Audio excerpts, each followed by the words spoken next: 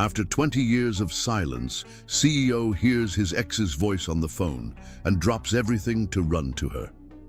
Hi, my most amazing and beautiful family. Welcome back to Mr. Peter Stories. How are you doing, my precious people? Please forgive me for not replying sooner. Binta and I are still on our honeymoon and things have been a little hectic, but I carry you all in my heart every single day. Here's a soul-stirring prayer for my incredible family. Heavenly Father, surround my beautiful family with light and comfort. Let every tear turn into laughter, every burden into blessings. Pour your endless love into their lives and lead them into miracles beyond their dreams. Keep us close, keep us strong, and let your divine presence never leave our side. Amen. Also, my lovely family, I've seen a drop in the love on my videos lately. Please, if you care for this channel like I do, take a moment to like and leave a comment. This isn't just my journey, it's our story. We're forever one family. Let's rise with love and unity. Xavier Castillo stood at the edge of his penthouse balcony, watching as the Manhattan sunset painted the sky in hues of amber and gold. At 52, he had achieved everything society defined as success. Yet the emptiness within him grew more profound with each passing day. The sprawling penthouse felt hollow, much like his life, beautiful to look at but devoid of warmth. His assistant Vivienne knocked gently on the open door. "The car is waiting, Mr. Castillo. The charity gala begins in an hour."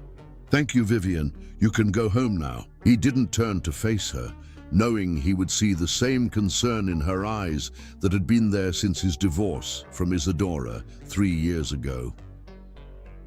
After she left, Xavier poured himself a glass of 18-year-old scotch, swirling the amber liquid. As he contemplated another evening of meaningless small talk and forced smiles, these events once energized him.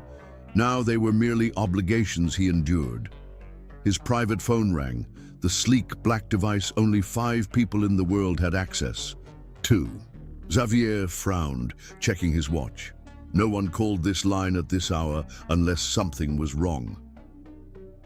"Xavier Castillo," he answered, his deep voice carrying the confidence that had become second nature. The silence that followed lasted just long, enough to be noticeable. Then came a soft intake of breath that sent a jolt of recognition through him before she even spoke. Xavier, a woman's voice, melodious with the faintest trace of an Ethiopian accent that 20 years hadn't erased. His heart stopped. The glass slipped from his fingers, shattering on the marble floor. "Amara." He whispered her name like a forgotten prayer. Yes, the word carried a weight of unsaid things between them. I wouldn't call if it wasn't important. He gripped the edge of his desk, steadying himself. "Are you all right?" "I'm at Manhattan, General." Her voice was controlled, but he could hear the strain beneath it. "There's been an accident, nothing life-threatening, but I need..." "Which floor?" He was already moving, grabbing his jacket. "Xavier, you don't have to..." "Which floor, Amara?" 20 years of silence between them, and still, the thought of her in pain was unbearable. "4th floor. Room 418. She paused. "There's something you should know before..." "I'll be there in 15 minutes. He ended the call, his mind racing with possibilities.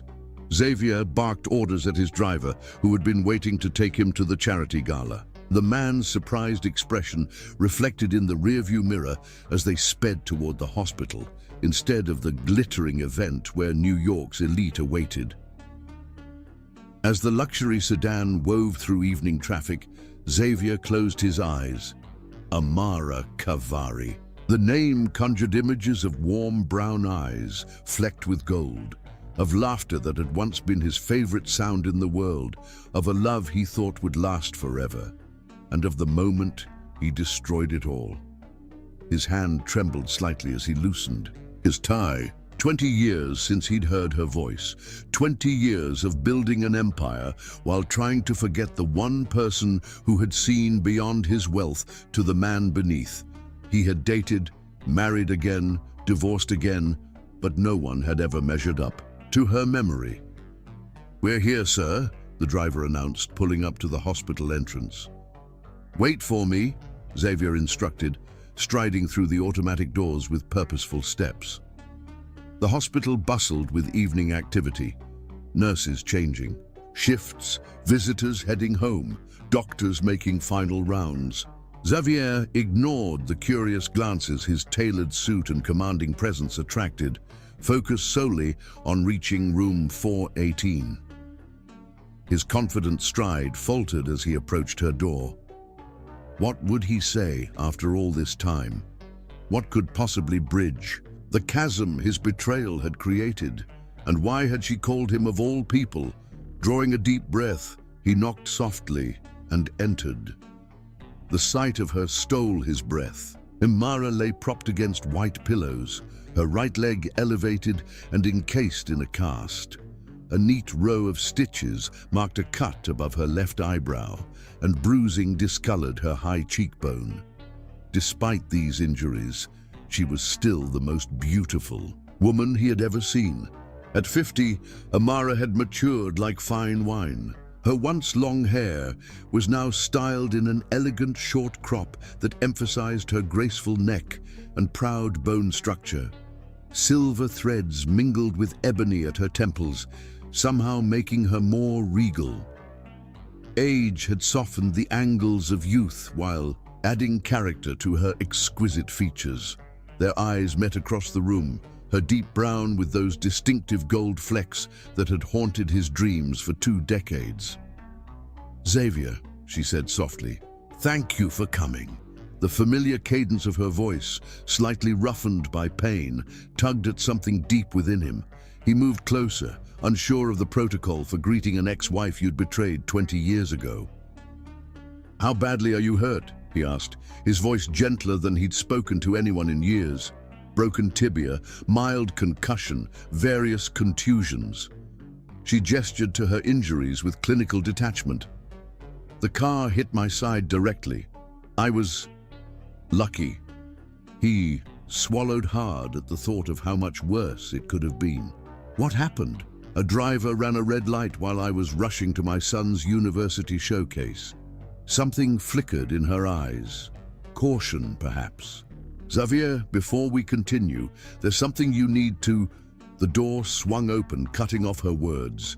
2 young men entered, identical twins who appeared to be about 19 or 20. Both had light brown skin and the same lean build, though one wore his hair in short locks while the other had a close-cropped fade. But it was their eyes that caused Xavier's breath to catch, a deep brown with distinctive gold flecks. Amara's eyes. The young men stopped abruptly when they saw him, recognition and something else, wariness, anger, flashing across their faces. "Mom," said the one with locks, his voice tight with tension. "Everything okay?" Amara's expression softened as she looked at them. "Yes, Khalil, this is an old friend who came to help." "An old friend," repeated the other twin, his tone making it clear he knew exactly who Xavier was. Interesting timing. The pieces fell into place with devastating clarity. 19 or 20 years old, twins with Amara's eyes, and Xavier now noticed with a shock his jawline, his height, his sons. These were his sons. The room tilted slightly as the implication hit him with physical force. Amara had been pregnant when she left him. She had given birth to and raised his children, their children, without ever telling him they existed. "Khalil, Nasir," Amara said, breaking the tense silence. "This is Xavier Castillo." She paused, then added quietly, "Your father." Xavier felt as though he'd been struck. His gaze darted between the young men, his sons, searching their faces for some hint of welcome. finding only wary assessment in Nasir's expression and barely contained hostility in Khalil's. "We know who he is," Nasir said, his voice carefully neutral. "Your wedding photo is still in the study." The revelation that they had grown up knowing of his existence, but without his presence, was another blow. Questions crowded his mind. Why hadn't she told him?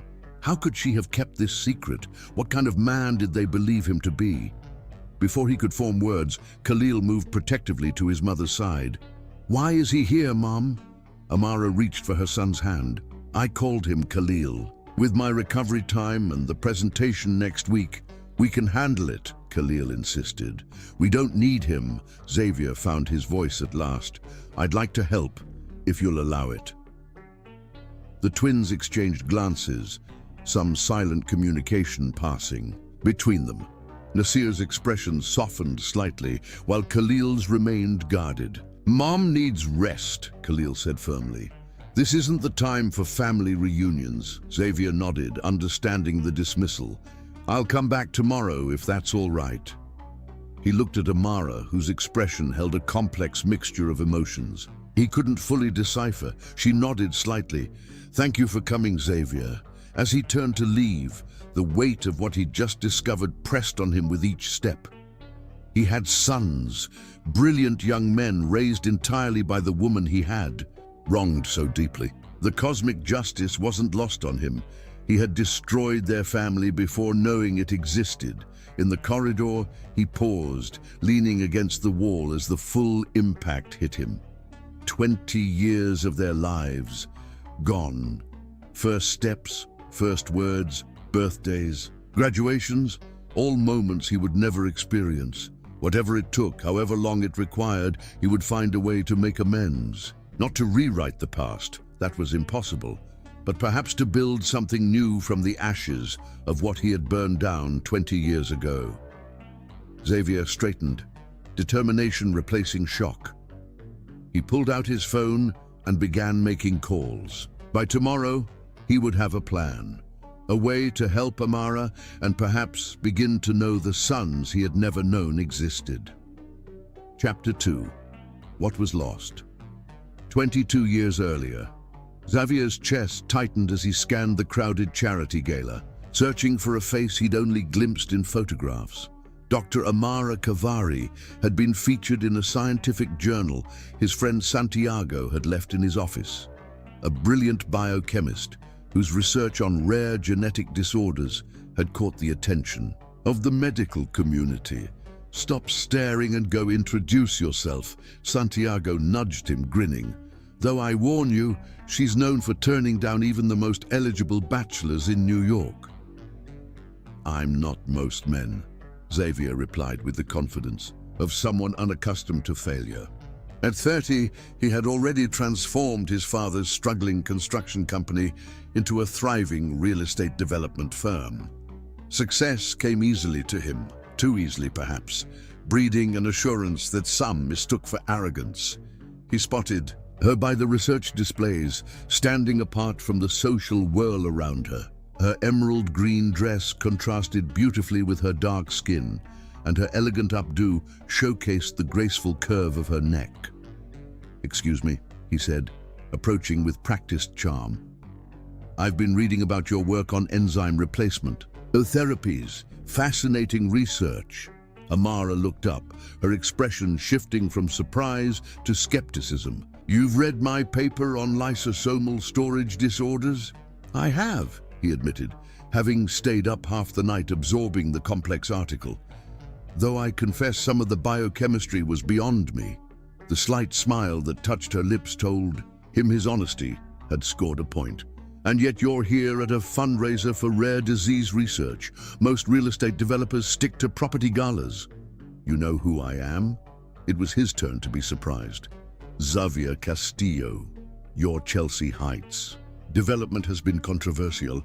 Her tone was neutral, but her eyes, a deep brown with captivating gold flecks, held challenge. Most women in his social circle would never bring up his business controversies within minutes of meeting him. It was refreshing.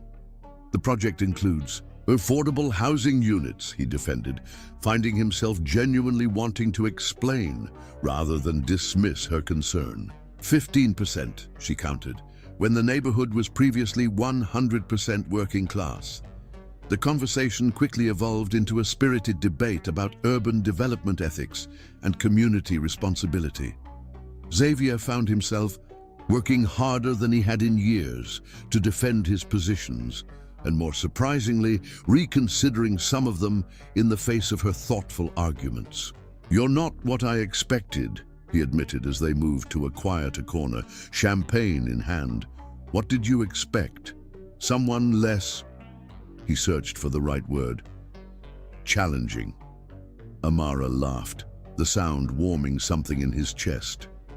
"I've never seen the point in conversations that don't challenge you to think differently." When an older colleague interrupted to discuss research funding, Xavier seized the opportunity. "Have dinner with me tomorrow?" Amara hesitated, studying him with those perceptive eyes. "I don't think we move in the same circles, Mr. Castillo."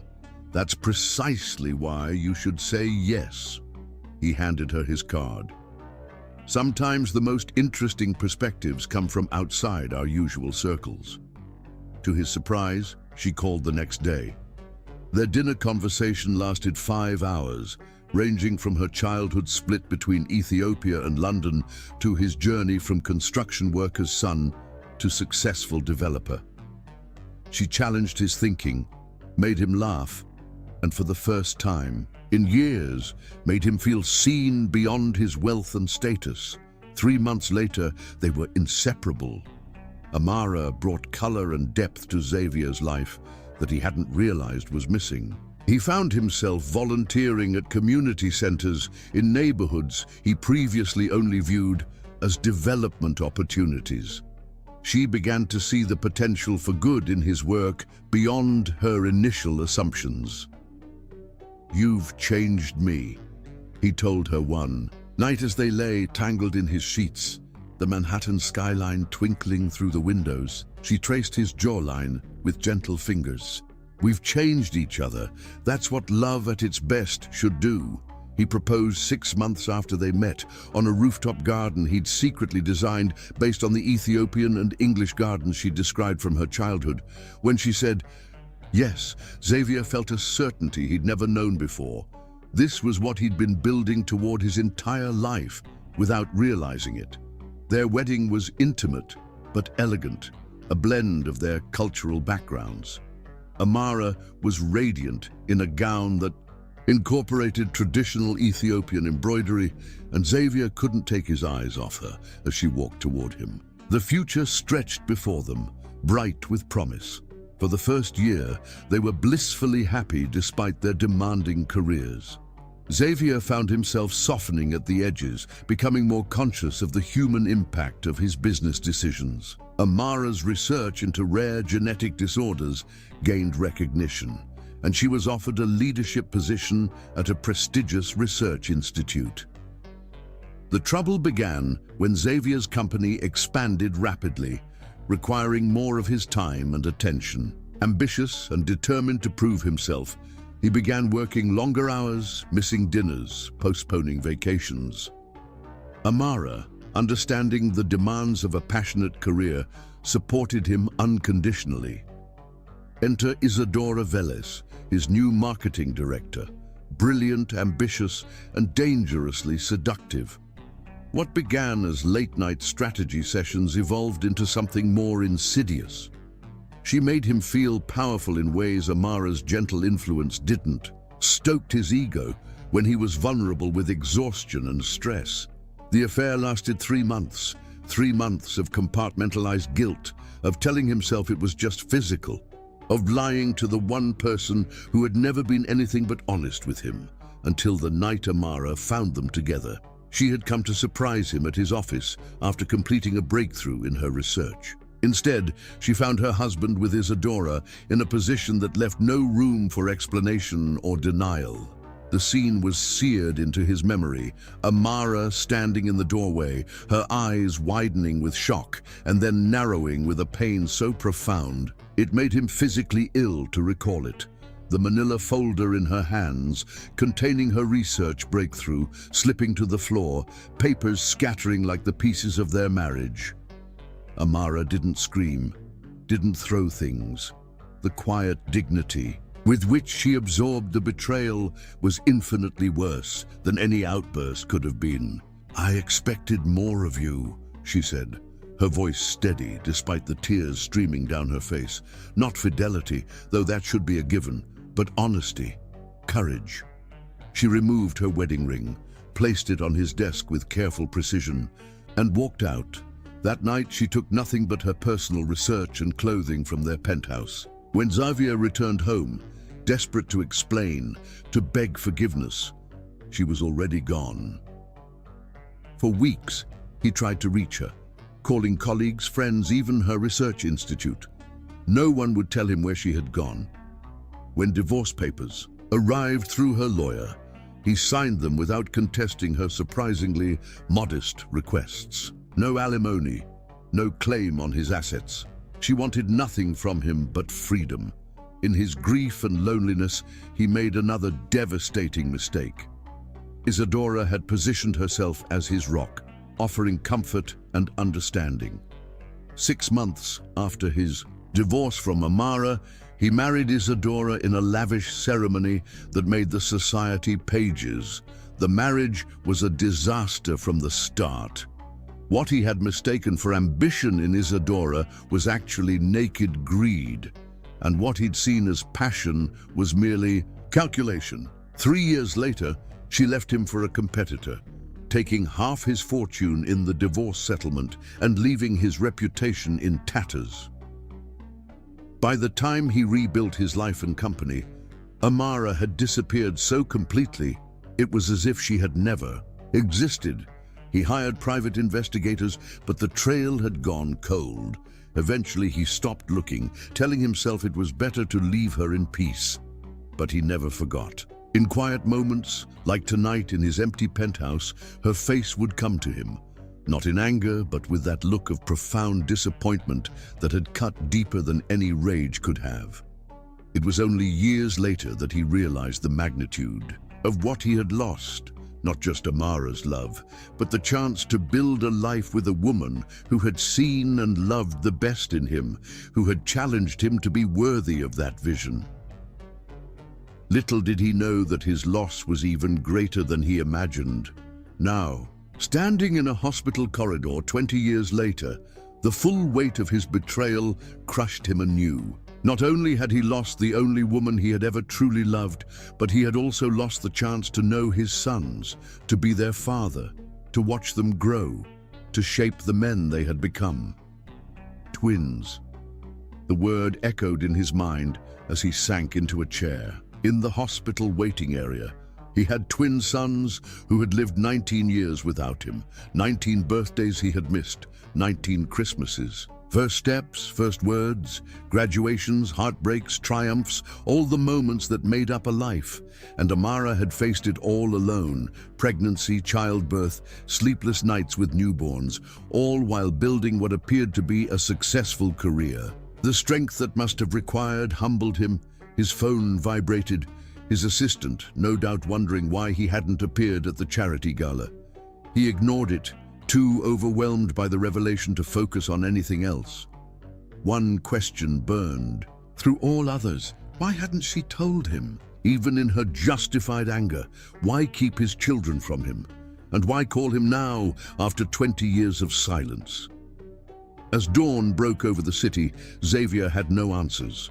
Only a fierce determination to make up for lost time if they would allow it. He couldn't reclaim the years that were gone, but perhaps he could build something for the future. With newfound resolve, he stood and headed for the hospital cafe. He would bring Amara her favorite Ethiopian coffee if her taste hadn't changed, and face whatever awaited him in room 418 with the humility and courage he had lacked 20 years ago. This time, he wouldn't fail them. Chapter 3. Hidden Legacies. Xavier returned to the hospital the next morning, carrying 2 cups of Ethiopian coffee and a quiet determination. The night had brought little sleep, but much reflection. He had sons, Brilliant young men raised entirely without him. The thought still felt surreal, like a dream from which he might wake at any moment. When he entered room 418, he found Amara alone, reviewing documents on a tablet despite her injuries. "Your work ethic hasn't changed," he observed, placing the coffee on her bedside table. She looked up, surprise flickering across her face. "You remembered how I take my coffee. Some things you don't forget." He settled into the chair beside her bed. "The boys?" "At the university. Nasir has classes, and Khalil is in the research lab." Pride softened her features as she spoke of their sons. "They'll be back this afternoon." Xavier nodded, a sharp pang cutting through him at this casual mention of routines and lives he knew nothing about. "Tell me about them, please." Something in his plea must have reached her because Amara's expression softened. "Khalil is the scientist, fiercely analytical, dedicated to genetic research like me, already published in 2 journals, and he's only 19. Pride swelled in Xavier's chest. "And Nasir, the artist of the family, brilliant mathematician, but with a creative soul. He composes music, plays piano and cello." A smile touched her lips. "They're identical in appearance, but complete opposites in temperament. They seem very protective of you." "We've always been a team, the 3 of us." Her voice held a gentle warning. "This is difficult for them, Xavier. Their whole lives you've been an abstract concept. Now suddenly you're here, in the flesh." He nodded, understanding the delicate ground he was treading. "I don't expect to waltz into their lives and be welcomed with open arms. But I'd like the chance to know them, if they'll allow it." Before Amara could respond, the door opened. Nasir entered, hesitating briefly when he saw Xavier before continuing into the room with a quiet confidence that reminded Xavier painfully of himself at that age. "The doctor says you might be released tomorrow," Nasir informed his mother, then acknowledged Xavier with a polite nod. "Mr. Castillo." "Please, call me Xavier," he said.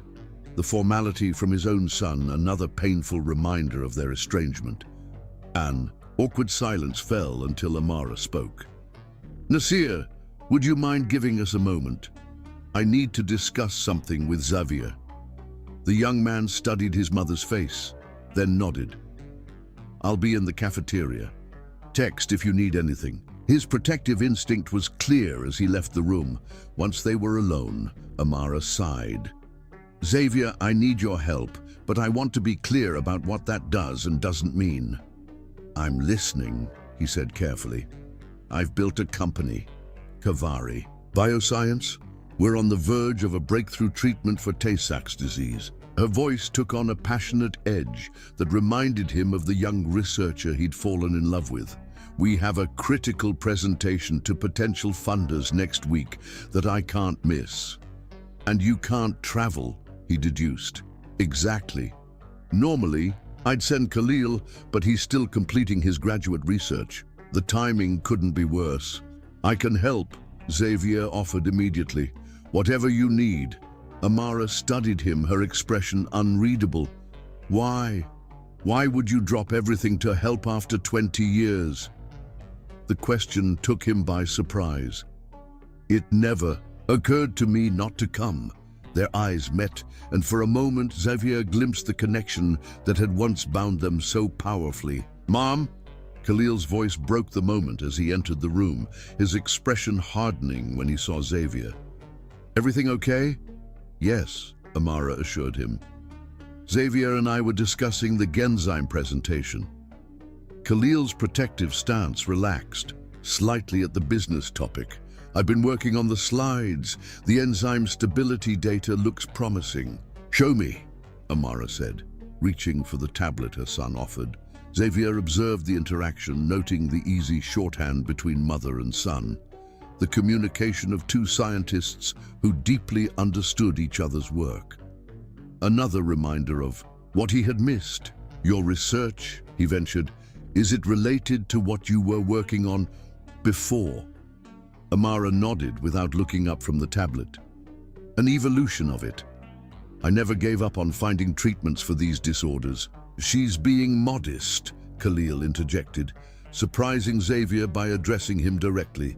Her enzyme replacement therapy for Fabry disease has saved thousands of lives.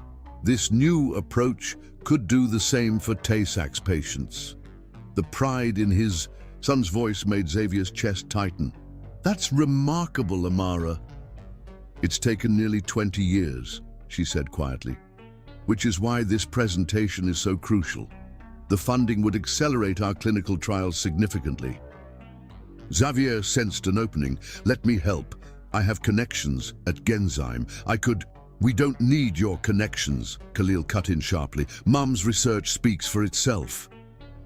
Khalil, Amara's voice held a gentle warning. The young man sighed, running a hand over his locks in a gesture so like Xavier's own that it startled him. Fine, but we don't need charity. It wouldn't be charity, Xavier said carefully, just facilitation. Before Khalil could respond, the door opened again and Nasir returned with a tray of hospital food. Mum's lunch, he announced, setting it down, and her medication schedule. He handed Xavier a printed sheet without hesitation, surprising everyone. In the room, Xavier accepted it with murmured thanks, oddly touched by this small gesture of inclusion. The discharge papers are ready for tomorrow, Nasir continued. They want to do one more scan this afternoon, but everything looks good. Thank you, sweetheart, Amara said. Have you both eaten? We're fine, Mum, Khalil assured her. Focus on yourself for once. The casual affection between them made Xavier feel like an intruder, observing a family unit that had functioned perfectly well without him for 19 years. I should go, he said, rising. Let you rest before your scan, but I'll be back tomorrow to help with the discharge, if that's all right. Amara nodded. Thank you, Xavier. Her voice remained formal, but something in her eyes softened slightly. Khalil followed him into the corridor, closing the door behind them. For a moment they stood in awkward silence, father and son separated by 19 years of absence. Why now? Khalil finally asked, his voice low and intense. Why show up after all this time? Xavier met his son's gaze directly. Because your mother called me. I didn't know about you and your brother, Khalil. I swear to you, I didn't know. Disbelief flickered across the young man's face. How is that possible? Didn't you ever wonder why she left so suddenly? I knew why she left, Xavier admitted with painful honesty. I betrayed her trust in the worst way possible, but I never knew she was pregnant. By the time I realized the magnitude of my mistake, she had disappeared completely. Khalil studied him, searching for deception. And if you had known, I would have moved heaven and earth to be part of your lives. The words emerged with a conviction that surprised even Xavier with their intensity. I've made many mistakes, but abandoning my children would never have been one of them. Something in his response made Khalil look at him more directly, reassessing. After a long moment, he nodded once, not acceptance, but perhaps the beginning of understanding. Mom needs someone to help during her recovery, he said stiffly. Nasir and I have finals and research commitments we can't miss. But that doesn't mean... I understand, Xavier interrupted gently. No expectations. I'm here to help, nothing more. Anything beyond that will be up to you, your brother, and your mother. Khalil nodded again, then hesitated. She never said anything bad about you all these years. She just said you loved each other once, but couldn't make it work. He paused. I looked you up when I was 14, found the tabloid stories about your divorce from Isadora Velez. Xavier winced at the mention of his disastrous second marriage. Not my finest hour. You lost half your fortune to her, Khalil noted with dispassionate accuracy. It made me wonder if that's why Mom never asked you for child support. She didn't want to be compared to her. The insight was startlingly perceptive, especially from someone who had never known him. Your mother has more integrity in her little finger than most people have in their entire being. She always did. This seemed to satisfy something in Khalil. I have to get back to the lab.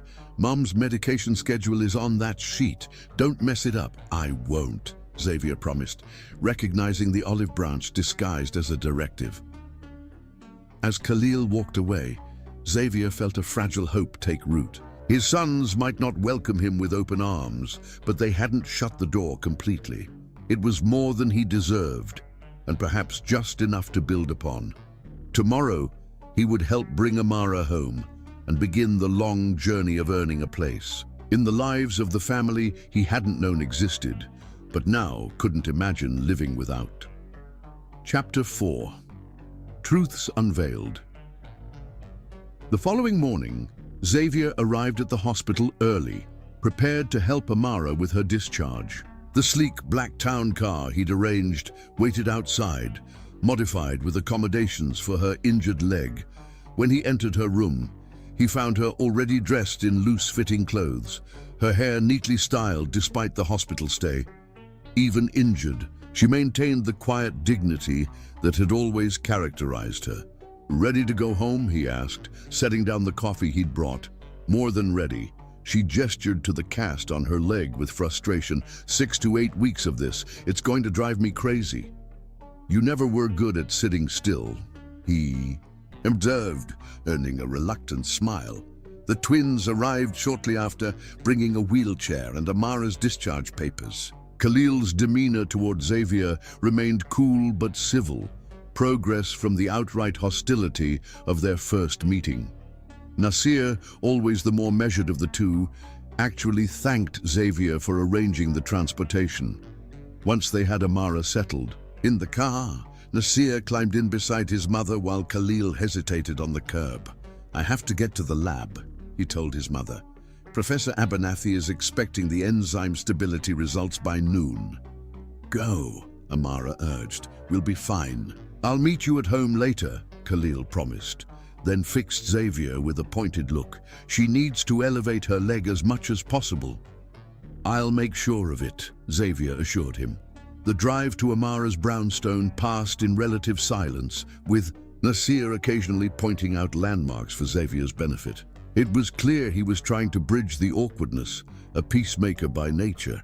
"This is it," Nasir announced as they pulled up to an elegant brownstone in a quiet Brooklyn neighborhood. Home sweet home. Getting Amara inside and settled in the temporary bedroom that had been prepared on the first floor took some maneuvering, but soon she was comfortably propped on a mountain of pillows, her injured leg elevated. "Thank you both," she said, though fatigue lined her face. "Nasir, don't you have a composition class at 11? "I can skip it," he began, but Amara shook her head firmly. "Absolutely not. Your final portfolio is due next week." She glanced at Xavier. "I'll be fine. Xavier can stay until you get back." Nasir hesitated, looking between them. "If you're sure, go," she insisted. "Your future doesn't stop because I broke my leg." After Nasir reluctantly departed, silence fell between Amara and Xavier. He busied himself arranging her medication on the bedside table according to the schedule the hospital had provided. "You don't have to do all this," she said finally. "I want to." He finished organizing the pills before meeting her gaze. "Amara, we need to talk about everything." She sighed, adjusting her position. "I suppose we do." "Why didn't you tell me? You were pregnant?" he asked quietly, the question that had burned in him since the revelation. Amara's eyes met his, direct and unflinching. "I tried to. That night, the night I found you with Isadora, I came to tell you I was pregnant." The revelation hit him like a physical blow. "The folder you dropped." "My test results," she confirmed. "I'd just come from my doctor's appointment. 8 weeks pregnant with twins." Her voice softened at the memory. "I was so excited to tell you." Shame coursed through him at the thought of what his betrayal had cost.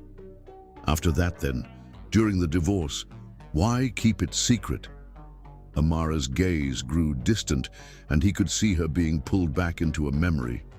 Her hands tensed in her lap. 2 weeks after I left, you announced your engagement to Isadora in the New York Times. Her voice remained steady, but old pain shadowed her eyes. A new chapter, you called it. She closed her eyes briefly, and Xavier could see she was reliving. Something painful. I remember the exact moment I knew I couldn't tell you, she said softly. I was still reeling from finding you with her, still trying to process that my marriage was over, when my doctor called. 20 years earlier. Amara sat on the edge of the hotel bed, staring at the phone in her hand. Dr. Patel had sounded concerned, almost secretive. Someone's been asking questions about your medical records, Dr. Kavari, a private investigator claiming to represent your husband. Her hand instinctively moved to her still flat abdomen. What did they want to know? They were particularly interested in your recent appointments. I didn't disclose anything, of course. Patient confidentiality is sacred, but I thought you should know. After hanging up, Amara moved to the window, watching rain streak across the glass. The New York Times lay on the desk where she'd left it, open to the society page announcing Xavier and Isadora's engagement. The ink was smudged where her tears had fallen. A private investigator, searching for leverage, no doubt. Information Isadora could use. Her phone rang again, Xavier's number. She let it go to voicemail as she had the dozen times before. The message was the same. He was sorry. He wanted to talk, to explain, but the engagement announcement told her everything. She needed to know. He had already moved on, already chosen Isadora, and now they were searching for information about her. Her hand pressed against her stomach again, a protective gesture.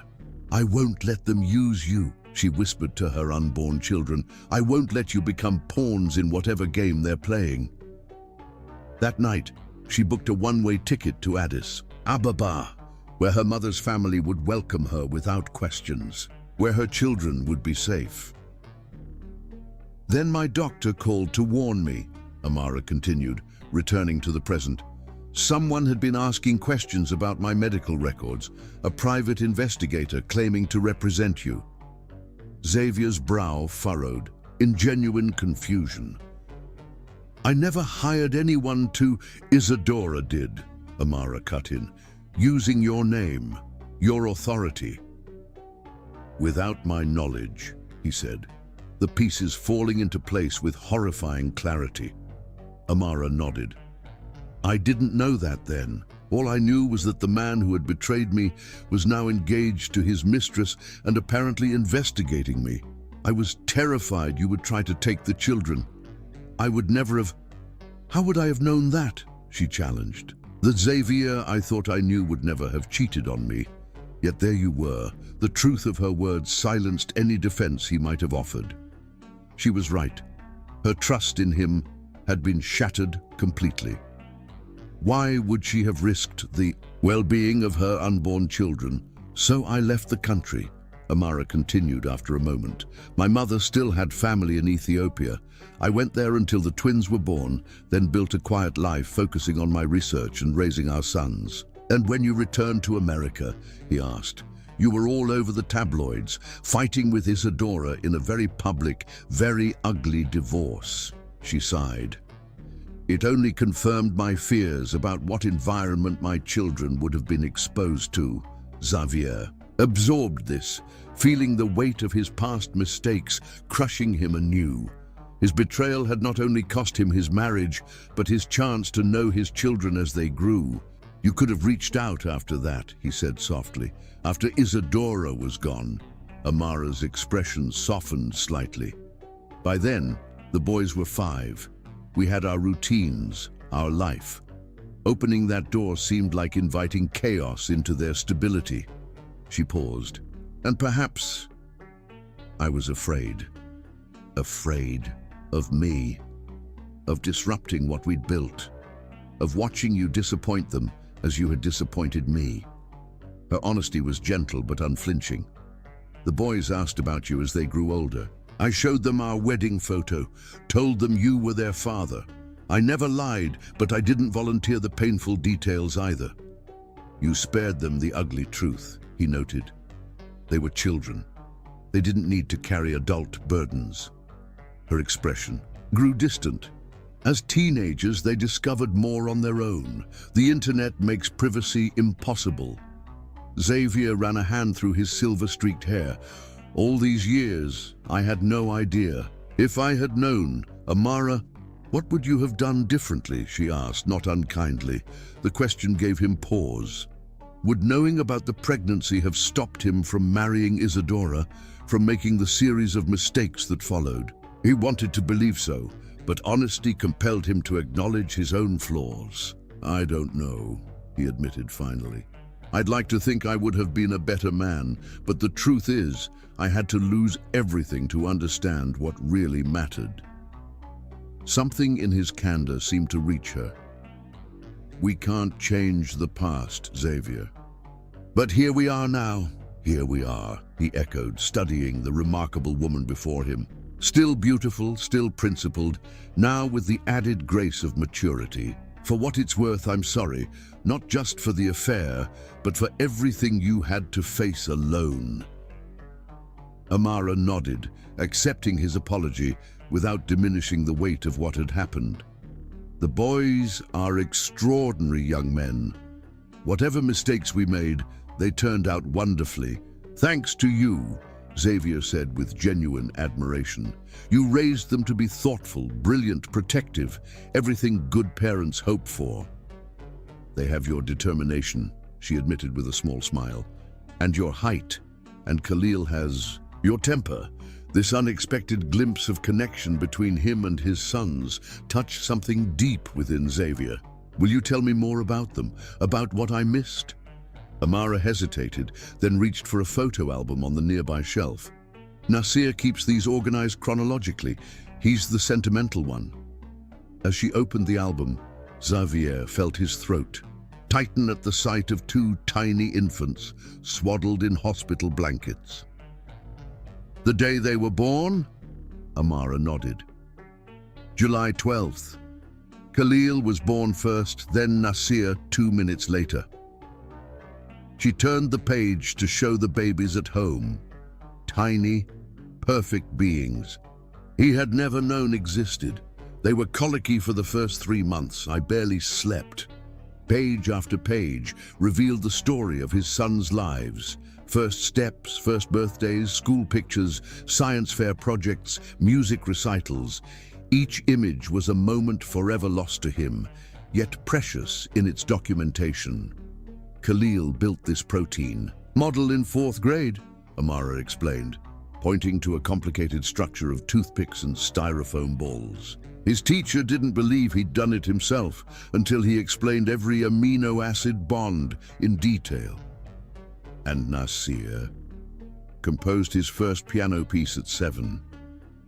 Her voice softened with pride. He played at Carnegie Hall last year with the Young Musicians Symphony. The weight of all he had missed pressed on Xavier's heart, but beneath the regret was a growing determination. He couldn't reclaim these lost moments, but perhaps he could be part of their future.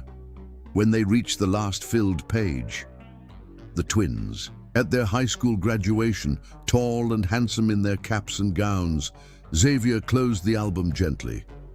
"Thank you," he said simply, "for sharing this with me, for raising them so well, for—" he hesitated, "for calling me when you needed help." Amara studied him, her expression thoughtful. "People can change, Xavier. I've seen it in my research. Sometimes the most damaged cells can regenerate given the right conditions." She paused.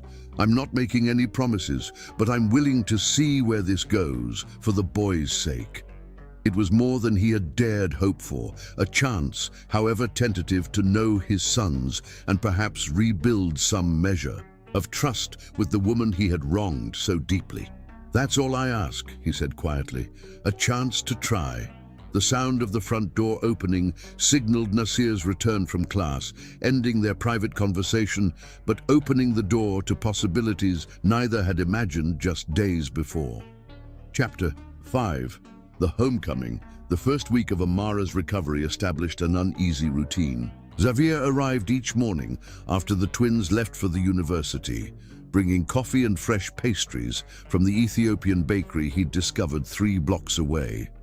He would help Amara with her physical therapy exercises, ensure she took her medication on schedule, and assist with the daily conference calls she insisted on maintaining with her research team. The brownstone revealed layers of the life Amara had built without him. Every room told stories of their family.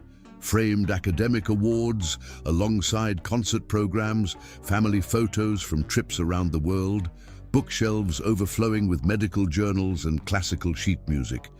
It was a home in the truest sense, filled with love and shared experiences. On Friday morning, Xavier arrived to find Amara already at the dining table that had been converted to a temporary workspace, her laptop open and papers spread around her. The presentation to Genzyme is on Monday, and we are still missing the longitudinal data from the primate trials, she said without looking up. Good morning to you too, he replied, setting down her coffee. Have you eaten? She waved dismissively. I'm not hungry. You need to eat with your medication. He moved into the kitchen with the familiarity of someone who had quickly learned its organization. I'll make some toast and eggs. You don't have to cook for me, she protested, though her attention remained on her work. Consider it self-interest. If you collapse from neglecting your health, your sons will hold me personally responsible. His tone was light, but the concern behind it was genuine. As he prepared a simple breakfast, Xavier observed Amara from the kitchen. Even injured and working from home, she maintained the focused intensity that had first drawn him to her all those years ago. Her dedication to her research was absolute, a passion not dimmed by time or circumstance. Here, he said, placing the plate beside her. Eat, then work. She looked up at last, about to argue when the doorbell rang. That must be Zendaya. She said she'd stop by this morning. Xavier went to answer, having been warned about Amara's younger sister. When he opened the door, he found himself facing a stunning woman whose resemblance to Amara was obvious, though her expression was far less welcoming. So it's true, she said without preamble. You're actually here. Zendaya, he nodded, stepping aside to let her enter. Amara mentioned you'd be coming. Did she mention I never forgave you for what you did to her? Zendaya's directness was refreshing in its honesty. No, but I wouldn't expect you to. He met her gaze steadily. I haven't forgiven myself either. This candid response seemed to give her pause. She studied him for a moment before moving past him toward the dining room. Marie, she called, using the nickname only she used for her sister. I brought those files you needed and... Why aren't you resting? I'm sitting down, Amara protested. My leg is elevated. What more do you want? For you to actually recover instead of working yourself into exhaustion. Zendaya set down her bag, then turned to Xavier. Has she been like this all week? Unfortunately, he confirmed, though she did agree to the virtual presentation format. For Monday, rather than insisting on traveling to Boston, Zendaya raised an eyebrow. You got her to compromise. Impressive. Their unexpected moment of alliance was interrupted by Khalil's arrival. He had begun acknowledging Xavier with reluctant nods rather than outright glares. Progress of a sort. Aunt Zen, he greeted his aunt with a warm hug. Did you bring the protein degradation analysis? Right here, she patted her bag. Along, with strict instructions from Dr. Mbeki that your mother is to rest, not work remotely for 16 hours a day. Good luck enforcing that, Khalil said with the weary affection of someone who knew his mother's stubborn nature all too well. Xavier watched the family interaction, feeling the familiar ache of exclusion. These were the casual intimacies he had forfeited, the inside jokes, the shared history, the shorthand that came from years of life together. "I should give you all some privacy," he said, moving toward the door. "Amara, I'll be back this afternoon for your physical therapy appointment." "Actually," Zendaya interjected, "I need to discuss something with Mari, and it concerns you as well, Xavier." Something in her tone made everyone pay attention. Zendaya was not one for dramatics. "What is it?" Amara asked, concern creasing her brow. "Johannes Reinhardt is in town."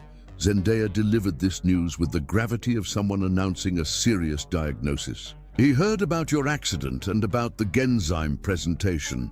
Amara's expression tightened. "What does he want?"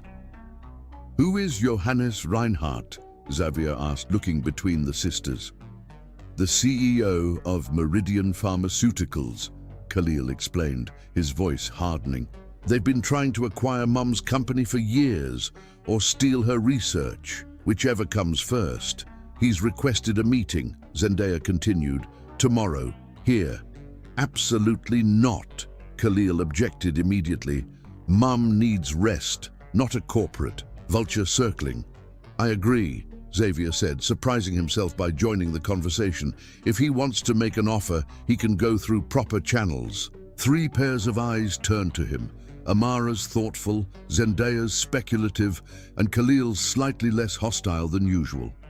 "Unfortunately," Amara sighed, "it's not that simple. Reinhardt sits on Genzyme's review board for grant applications." The implications were immediately clear. Refusing to meet could jeopardize the funding they needed for the clinical trials. "Then I'll meet with him," Xavier offered. "On your behalf." "You." Khalil's skepticism was evident. "You don't know anything about our research."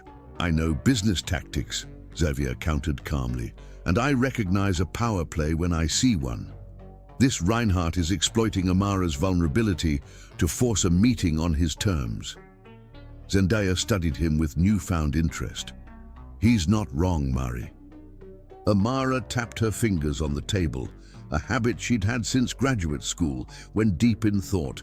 "He would expect to find me weakened and desperate," she mused. "What if instead he finds himself facing not just me, but a united front?" "What are you suggesting?" Khalil asked. "That we all meet with him," Amara said, her gaze including Xavier. "Zendaya as my research partner, Khalil as our rising star scientist, and Xavier as..." She hesitated. "Your business advisor," Xavier supplied, understanding her reluctance to define his role more personally. Something passed between them, an acknowledgement of boundaries, but also of possibilities. Amara nodded. "Yes, my business advisor." For the first time since his arrival, Xavier felt truly included in their family circle, if only in a peripheral way. It was a start. The next morning brought a flurry of preparation. Nasir, though not part of the research team, arranged the living room for the meeting, setting up Amara's presentation materials on a large screen. Khalil and Zendaya reviewed the latest trial data, while Xavier researched Reinhardt's business tactics and acquisition history. "He typically offers 40% below market value," Xavier informed them, "then uses regulatory connections to create obstacles if rejected." "That matches our experience," Zendaya confirmed. "He tried to block our last patent application with spurious claims of prior art." When the doorbell rang precisely at 10 a.m., they were ready. Xavier opened the door to find a tall, distinguished man in his 60s, accompanied by a younger assistant, carrying a leather portfolio. "Mr. Reinhardt," Xavier greeted him with professional courtesy. "Please come in. Dr. Kavari is expecting you." The older man's eyes narrowed slightly, clearly not having anticipated Xavier's presence. "And you are?" "Xavier Castillo, Dr. Kavari's business advisor." Recognition flickered in Reinhardt's eyes. Xavier's reputation in business circles preceded him. Good. Let him wonder about this unexpected alliance. The meeting began cordially enough, with Reinhardt expressing seemingly genuine concern about Amara's accident. But the pleasantries soon gave way to his true purpose. In light of your current situation, he began smoothly, Meridian would like to offer you a partnership. We would acquire Kavari Bioscience, with you continuing as head of research, naturally. How generous, Amara replied with equal smoothness. And what value have you placed on my company and its patents? The figure Reinhardt named was, as Xavier had predicted, insultingly low. Khalil's expression darkened, but a subtle gesture from his mother kept him silent. That's an interesting starting point, Xavier commented, his tone casual but his eyes sharp. Though it fails to account for the market potential of the Tay-Sachs treatment once it clears clinical trials. Clinical trials that require significant funding, Reinhardt reminded them. Funding that the Genzyme Committee will be considering. On Monday, the threat was thinly veiled. Accept our offer or we'll block your grant. Mr. Reinhardt, Amara said, her voice calm but carrying an authority that filled the room, let me be clear. My temporary physical limitation has not affected my intellectual capacity, nor my determination to bring this treatment to patients who need it. She nodded to Khalil, who activated the presentation screen. It displayed the preliminary results. From their latest trials, results so promising that even Reinhardt's carefully controlled expression couldn't hide his surprise. As you can see, Zendaya continued seamlessly, the enzyme stability issues have been resolved. The treatment is ready for human trials, which makes your timing interesting, Xavier added, leaning forward slightly. Why the sudden urgency for acquisition? Unless Meridian's competing researchers hit a dead end. The flicker in Reinhardt's eyes confirmed Xavier's educated guess. The businessman in him recognized a negotiation advantage when he saw one. What followed was a masterclass in unified strategy. Amara presented the science with unassailable clarity. Khalil highlighted the breakthrough aspects that made their approach unique. Zendaya detailed the patent protections already in place, and Xavier calmly dismantled each business argument Reinhardt offered for the lowball acquisition. By the meeting's end, Reinhardt's demeanor had shifted noticeably. He was no longer facing a vulnerable scientist, but a formidable team. Perhaps we should revisit this discussion after your Genzyme presentation, he conceded as he prepared to leave. I look forward to seeing the committee's response. After he departed, a moment of stunned silence gave way to quiet celebration. Did you see his face when you mentioned Meridian's failed Phase 2 trials? Khalil asked Xavier, his usual guardedness momentarily forgotten in shared triumph. A calculated risk, Xavier admitted, but his reaction confirmed it. That was... Zendaya shook her head in reluctant admiration. Not bad, Castillo. Not bad at all. But it was Amara's expression that affected Xavier most deeply. A mixture of gratitude and something else. Something that reminded him of how they had once worked together, complementing each other's strengths. Later, after Zendaya and Khalil had departed to the lab with renewed determination, Amara found Xavier on the back terrace, enjoying a rare moment of quiet. Thank you for today, she said, maneuvering carefully with her crutches to join him. Your insights were invaluable. It felt good, he admitted, being part of something meaningful again. She settled beside him, her expression thoughtful. You've changed, Xavier.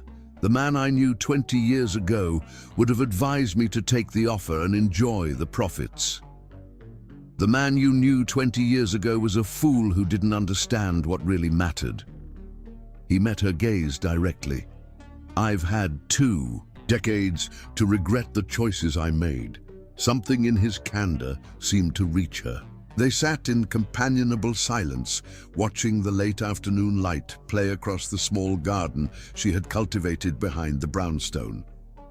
Nasir has a recital tonight at the university, she said finally. He's performing one of his original compositions. Xavier nodded, understanding that she was stating a fact, not extending an invitation. Khalil and I always attend his performances, she continued. But with my mobility issues, I could help you get there, he offered cautiously. If you'd like. Amara studied him for a long moment before nodding. He's playing at 7. We should leave by 6 to find adequate parking for the handicap access. It wasn't forgiveness or reconciliation. It wasn't even friendship. But as Xavier helped her back inside, he recognized it for what it was. Trust, however tentative, and a door left slightly ajar to possibilities neither of them had imagined just a week before. Chapter 6. 5 conditions. Nasir's recital proved to be a turning point. Seated in the university's concert hall, watching his son perform an original composition that brought tears to the eyes of hardened music critics, Xavier experienced a pride so profound it physically ached. The piece, a complex, haunting melody that seemed to speak of loss and tentative hope, moved him deeply. He's extraordinary, Xavier whispered to Amara, whose eyes shone with maternal pride. He wrote this after finding your old letters, she replied softly, the ones I kept in the study. The revelation that she had kept his letters, that their sons had read his words from a happier time, stirred something profound within him. When Nasir took his bow to thunderous applause, Xavier found himself standing alongside Amara, their shared DNA manifest in the brilliant young man on stage. After the performance, Nasir approached them in the lobby, his expression uncertain as he registered Xavier's presence beside his mother. You were magnificent, Amara told him, embracing her son. Truly remarkable, Xavier added sincerely. Your composition showed extraordinary emotional depth. A flicker of pleased surprise crossed Nasir's face. You understand music? I played cello through college, Xavier admitted. Nothing approaching your caliber, but enough to recognize exceptional talent. Mom never mentioned that. Nasir glanced between them curiously. There's a lot about your father neither of you know, Amara said, her tone gentle but pointed. The use of the word father rather than Xavier didn't escape any of them. It hung in the air, an acknowledgement of biological truth, if not emotional. Connection. Professor Abramowitz wants to speak with you, Amara told Nasir, nodding toward an elderly man waiting nearby. Go ahead, we'll meet you at the reception. After Nasir departed, Xavier helped Amara navigate through the crowded lobby toward the reception area. They had nearly reached it when a familiar voice called out, Dr. Kavari. What a pleasant surprise. They turned to find Johannes Reinhardt approaching, his smile oily with false warmth. Mr. Reinhardt, Amara acknowledged coolly. I wasn't aware you were a patron of the arts. I have diverse interests, he replied smoothly, his gaze shifting to Xavier. Mr. Castillo, I didn't realize your advisory role extended to evening events. The scope of our arrangement is private, Xavier replied with equal smoothness. Reinhardt's eyes narrowed slightly. Indeed. Well, I look forward to Monday's presentation. I understand your son will be delivering it in your place, Dr. Kavari. The casual mention of their family relationship was clearly meant to unsettle them. Instead, Amara smiled. Actually, Mr. Castillo will be presenting alongside my research team. She met Reinhardt's surprised gaze with serene confidence. His expertise in communicating complex concepts to financial audiences will be an asset. Xavier maintained his poker face, though this was the first he'd heard of this plan. The committee will have their questions answered from both scientific and market perspectives. Reinhardt's expression hardened almost imperceptibly. How comprehensive. Well, I won't keep you from celebrating your son's achievement. Remarkable. A talent, by the way. You must be very proud. As he walked away, Xavier felt Amara's hand tighten on his arm. That man, she muttered once Reinhardt was out of earshot, is a snake. Who just learned his intimidation tactics won't work, Xavier observed. Did you mean what you said about the presentation? Amara looked up at him, her expression serious. Yes, after seeing you handle him yesterday, I realized you're exactly what we need to secure this funding. She paused. If you're willing, of course. I'm willing, he assured her, trying not to show how deeply her trust affected him. But I'll need to understand your research thoroughly. Khalil can brief you tomorrow. She hesitated. He won't like it, but he'll do it.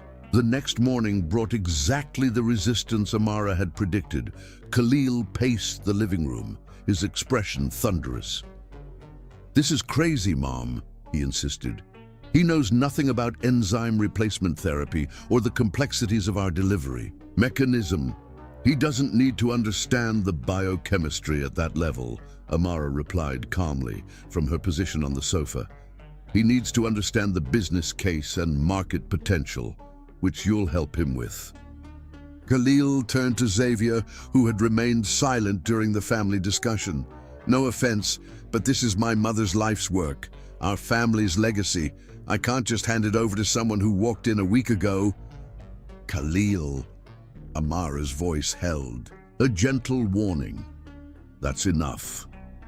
No, he's right, Xavier said quietly. It is your legacy, and I haven't earned the right to represent it. He met his son's gaze directly, but I'm asking for the chance to help protect it. Reinhardt is a businessman first, and that's the language I speak. Let me help you translate the importance of your work into terms the committee's financial members will respond to. Khalil studied him for a long moment, conflict evident in his expression. Finally, he nodded once, reluctantly. Fine, but I'll be watching every word you say on that stage. I would expect nothing less, Xavier replied, with genuine respect. What followed was an intensive crash course in Kavari Bioscience's groundbreaking research. Khalil proved to be a demanding but thorough teacher, his initial resistance gradually giving way to grudging respect, as Xavier demonstrated a quick grasp of complex concepts. By Sunday evening, they had constructed a presentation that seamlessly integrated the scientific breakthrough with its market implications and humanitarian impact. Even Khalil seemed cautiously satisfied with the result.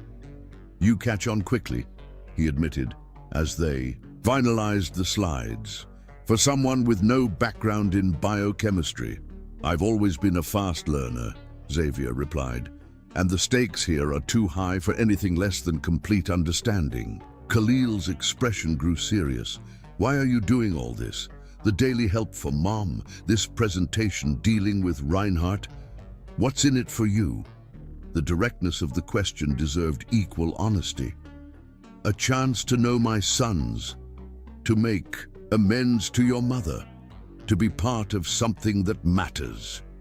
You had that chance 20 years ago, Khalil pointed out, his tone not accusatory, but searching. Yes, Xavier acknowledged, and I threw it away. It's the greatest regret of my life. Something in his candor seemed to reach Khalil, who nodded slowly. Don't mess this up tomorrow. This funding means everything to Mom's research. I won't let any of you down, Xavier promised. The unspoken again hung between them. Monday morning arrived with tense anticipation. Xavier had arranged for a car, service specialized in medical transport, to take Amara to the presentation venue. Though she wasn't presenting, she insisted on attending. I need to be there, she told Xavier as he helped her into the car. Not just for the committee, but for Khalil, and for you. He glanced at her, surprised by the last part. Yes, for you, she confirmed, reading his expression. You've put extraordinary effort into understanding our work in just a few days. I want to witness the result. The presentation venue was a modern conference center near the financial district. As they made their way to the reserved room, they found Zendaya waiting with Nasir, who had come to support his brother and mother. Full family turnout, Zendaya observed, her eyes lingering on Xavier with something approaching acceptance. Reinhardt's already inside with the committee, looking smug. "Not for long," Khalil muttered, adjusting his tie nervously. Xavier placed a steady hand on his son's shoulder. "Remember, we start with the human impact, the children and families affected by Tay-Sachs. Let them see the faces behind the science. Before we get into molecular structures," Khalil nodded, drawing a deep breath. "Let's do this." The presentation room was arranged with the committee seated at a semicircular table, Reinhardt prominently positioned in the center. His eyebrows rose slightly at the sight of Amara entering with Xavier's assistance, clearly not having expected her presence. For the next hour, father and son delivered a presentation that left even the skeptical committee members visibly moved and impressed. Khalil explained the scientific breakthrough with passionate clarity, while Xavier translated its implications into market terms that resonated with the financial members. Their seamless transitions between sections spoke of hours of careful preparation. When Reinhardt attempted to raise questions about regulatory hurdles, Xavier calmly countered with precedents that supported accelerated approval for treatments of rare childhood diseases. When another committee member expressed concerns about manufacturing costs, Khalil presented their innovative production method that significantly reduced expenses. By the end, the committee's decision was unanimous. The chair, a distinguished researcher with decades of experience, announced it immediately. Kavari Biosciences' proposal represents exactly the kind of innovative work our funding was established to support. We are pleased to approve the full grant amount requested. The professional demeanor Khalil had maintained throughout the presentation cracked slightly as relief and triumph washed over his face. He exchanged a quick glance with Xavier, a moment of shared victory that bridged some of the distance between them. Reinhardt's tight smile as he offered congratulations couldn't mask his disappointment. It was clear he had expected to use his influence to block or reduce the funding, a strategy that had failed in the face of their unified presentation. As they gathered their materials afterward, the committee chair approached Amara. "Your son is a credit to you, Dr. Kavari, and Mr. Castillo's contribution was invaluable. It's rare to see science and business so perfectly aligned." Amara's smile contained pride not just in her research or her son, but in the family unit they had presented. "Thank you. It was truly a team effort." That evening, they celebrated with dinner at the Brownstone, the first meal they had shared as a complete family. Nasir prepared his specialty, Doro Wat, while Zendaya brought champagne and dessert. The atmosphere was lighter than it had been since Xavier's arrival, the shared victory creating a tentative bridge across 20 years of separation. As Xavier helped clear the dishes, Amara motioned him to join her on the terrace. The spring evening was cool but pleasant, the small garden fragrant with early blooms. "That was well done today," she said simply. "You and Khalil made quite a team."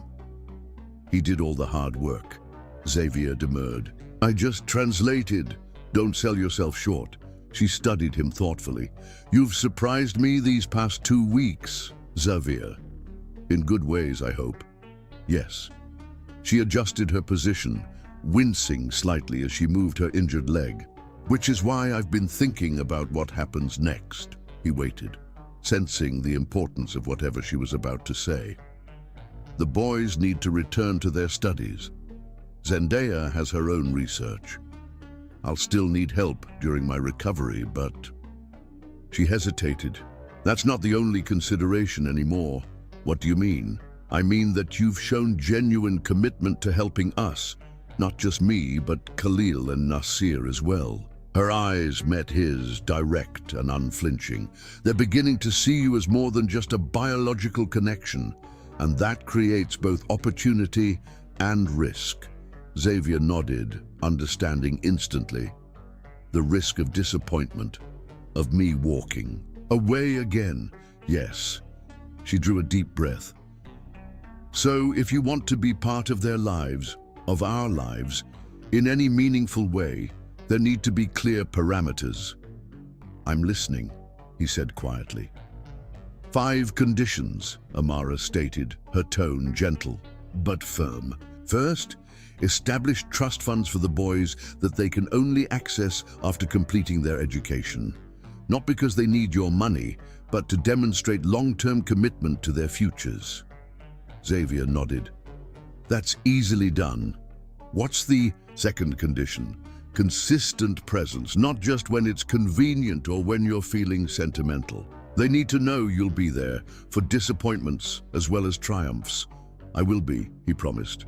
What else? Third, help us expand the community health center I founded in East Brooklyn. It provides care to families who can't afford traditional medical services, many with children suffering from the same disorders we're researching. Your business expertise could help us serve more patients. Xavier hadn't known about this aspect of her work, and the revelation only increased his admiration. I'd be honored to help. Fourth condition? Amara's expression softened slightly.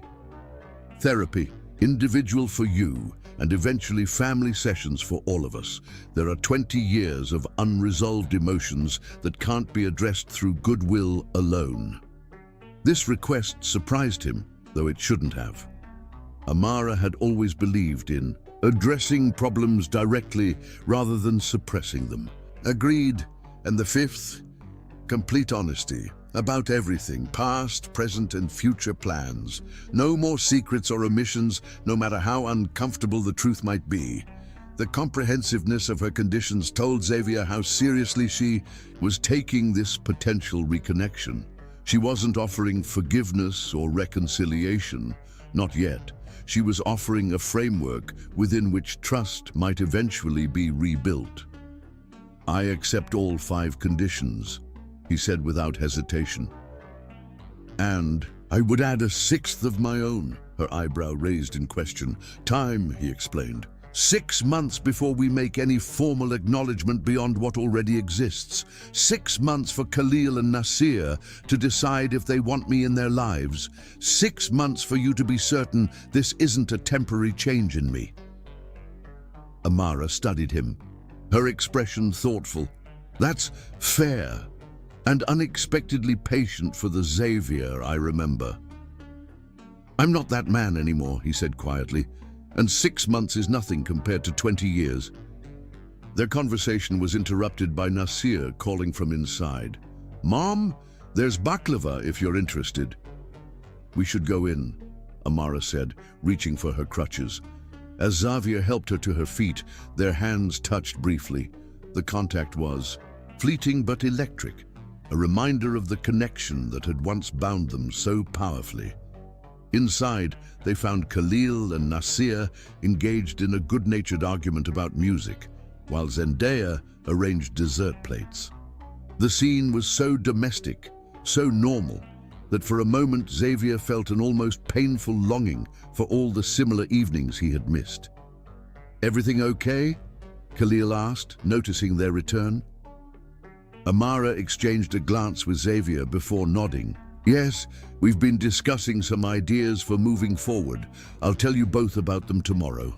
Later, as Xavier prepared to leave, Nasir approached him somewhat hesitantly. I have another recital next month, a different piece I've been working on. If you're interested, the tentative invitation touched Xavier deeply. I'd like that very much. Good. Nasir nodded, a small smile touching his lips. It's about second chances. Seemed appropriate. As Xavier drove home that night, the city lights blurred slightly through the unexpected moisture in his eyes. He had been given something he never thought possible, a chance to rebuild what he had destroyed. 5 conditions, 6 months, and 2 remarkable young men who might someday call him father, not just by biology, but by choice. It was more than he deserved, but exactly what he needed. And this time, he wouldn't fail them. Chapter 7. Rebuilding Bridges. The weeks following the successful grant presentation established a new rhythm in the Kavari household. Amara's recovery progressed steadily, allowing her to spend more time at her company's laboratories, though she still required assistance for longer distances. Xavier had become a regular presence, dividing his time between his own business responsibilities and helping the family that was gradually allowing him into their lives.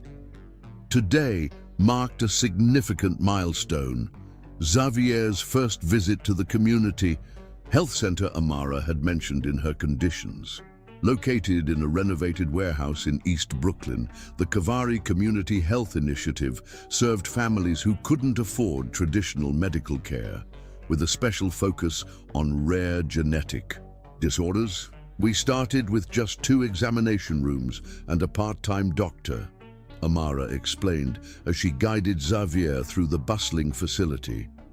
Despite her crutches, she moved with purpose, greeting staff and patients by name. Now we have 12 full-time medical professionals and serve over 3,000 families. Xavier took in the well-organized space, impressed by the efficient operation running on what was clearly a limited budget. "This is remarkable, Amara. Why didn't you ever mention it before?" "It wasn't relevant to the immediate situation," she replied pragmatically. "And I wanted to observe your interactions with the boys before introducing this aspect of our work." Her careful evaluation of his character didn't escape him, nor did the use of "our work," subtly including him in the family's mission. "Mom," Khalil's voice called from a laboratory down the hall.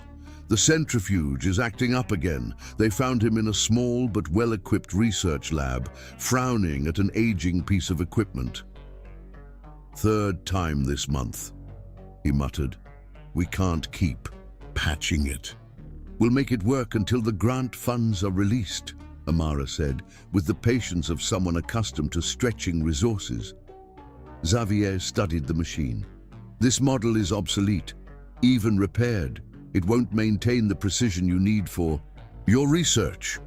"Tell me something I don't know," Khalil sighed, his frustration evident but without the edge of hostility that had once characterized his interactions with Xavier. "What would be the ideal replacement?" Xavier asked. "The Beckman XP90 would be perfect," Khalil admitted, "but it's completely out of our budget. We'd need at least 3 of them to handle our current sample volume." Xavier nodded, making a mental note. "I might have some contacts who could help. Let me make a few calls." The skepticism in Khalil's expression was clear, but he didn't dismiss the offer outright, another small step forward in their tentative relationship. Later that afternoon, as Xavier drove Amara to her physical therapy appointment, she broached a subject they had both been avoiding. "The therapist I mentioned, Dr. Aluwalia, has an opening tomorrow morning, if you're still committed to that condition." Xavier nodded, keeping his eyes on the road. "I'll be there." She specializes in family reconnection after long separations. Amara continued, "I've been seeing her since we returned from Ethiopia to help process everything." The revelation that she had sought therapeutic support to deal with their past touched him deeply. "Thank you for trusting me with that." Amara was silent for a moment before responding. "Trust is built through actions, Xavier.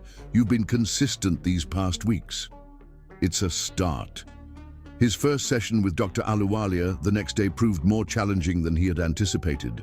The gentle but incisive questions about his past choices, his patterns in relationships, and his expectations for reconnection with his sons forced a level of introspection he had avoided for years. "What are you afraid of?" the therapist asked toward the end of their session. "Failing them again," he admitted. "Not measuring up to the men they've become without me." "That's understandable," Dr. Aluwalia nodded. "But there's a difference between acknowledging a fear and letting it control your actions. Your sons need to see who you are now, not who you're afraid of being." The wisdom in her words stayed with him, as he headed to his next commitment, a tour of Kavari Bioscience with Nasir, who had unexpectedly offered to show him the facility while Amara attended a board meeting. The company headquarters occupied a modest building near the University Research Park. Unlike the sleek, imposing structure of Castillo Enterprises, Kavari Bioscience felt welcoming and purposeful, with laboratories visible through glass walls and researchers moving between spaces. With energetic focus. Mom designed it this way deliberately, Nasir explained, as he led Xavier through the main research floor. She wanted patients and families to see the work being done on their behalf, makes the science less intimidating. Xavier noted the photographs, lining the hallways, children and adults whose lives had been improved by Amara's treatments. Your mother always understood the human side of business better than I did. She says that's why she fell in love with you initially, Nasir commented casually, because you saw beyond numbers to possibilities for communities. The revelation that Amara had spoken of their early relationship to their sons, and in positive terms, caught Xavier off guard. That was a long time ago. People can change, Nasir observed, echoing words Amara had used weeks earlier, for better or worse. They had reached a small music room tucked between laboratories. Inside sat a beautiful cello, obviously well used and well loved. Mom had this installed when I was 12, Nasir explained, said sometimes the most important scientific breakthroughs come when you step away and engage a different part of your brain. He hesitated before adding, "Would you like to play? I remember Mom saying you were quite good." The invitation, so unexpected and genuine, touched something deep within Xavier. He sat carefully, positioning the instrument with hands that remembered the motions despite decades of neglect. The first notes were hesitant, but muscle memory gradually returned as he played a Bach suite that had once been his favorite. When he finished, he looked up to find not only Nasir watching, but Khalil as well, standing in the doorway with an unreadable expression. "Not bad," Khalil said finally, "for someone who hasn't played in 20 years. Coming from his more critical son, the comment felt like high praise. The new centrifuges arrived, Khalil continued, turning to leave. All three of them. Someone must have made those calls pretty quickly. After he departed, Nasir smiled slightly. That's as close to a thank you as you'll get from him right now. I'll take it, Xavier replied honestly. The small breakthrough with Khalil proved to be just the beginning.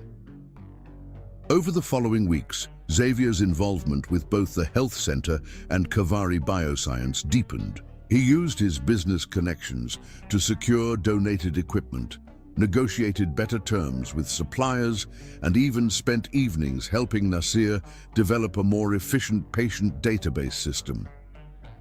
For the first time in decades, Xavier felt his work had purpose beyond profit. The satisfaction of seeing immediate impacts on families' lives provided a fulfillment his corporate success never had. Between his commitments to the Kavari family enterprises and his own company, Xavier's schedule became increasingly demanding. He delegated many of his daily operational duties at Castillo Enterprises to his capable leadership team, focusing his personal attention on strategic decisions that could be handled during early morning or late evening hours. His executive assistant, long accustomed to his workaholic tendencies, was surprised by his new priorities. I've never seen you refuse a meeting with the Shanghai investors before, she commented one morning as he prepared to leave for the health center. They'll understand the 3-day delay, he replied. The enzyme stability trials at Kavari Bioscience can't wait. It was a fundamental shift in his approach to business, one that reflected the transformation in his personal values. The man who had once canceled vacations to close deals now rearranged multi-million-dollar negotiations to attend his son's composition rehearsal. One Friday afternoon, Xavier was working with Khalil in the health center's research lab when his son unexpectedly opened up about a challenge he'd been facing. "I've been trying to develop a more stable delivery mechanism for the enzyme," Khalil explained, showing Xavier a complex molecular model on his computer. "But I can't get the lipid encapsulation right. The enzyme degrades too quickly in vivo." Xavier studied the model thoughtfully. "It reminds me of a problem we faced in our sustainable building materials division. Different field, similar principle, protecting a reactive component from environmental degradation." Khalil looked skeptical but interested. "How did you solve it?" "A double shell approach," Xavier explained. "The outer layer sacrifices itself to protect the inner structure." He began sketching a diagram, translating the engineering solution into biochemical terms that might apply to Khalil's problem. Soon they were deep in conversation, Khalil's initial hesitation giving way to professional respect as he recognized the value in his father's cross-disciplinary perspective. After 2 hours of collaborative problem-solving, they had developed a potential new approach to the enzyme encapsulation challenge. "This could actually work," Khalil admitted, reviewing their notes. "I'll run some simulations tomorrow." "Let me know the results," Xavier said. "I'd like to follow the progress." Khalil nodded, then paused before adding, "Thanks for the insight, and for not pretending to understand more biochemistry than you do. I know my limitations," Xavier replied with a small smile. "But I also know that sometimes the best solutions come from unexpected places."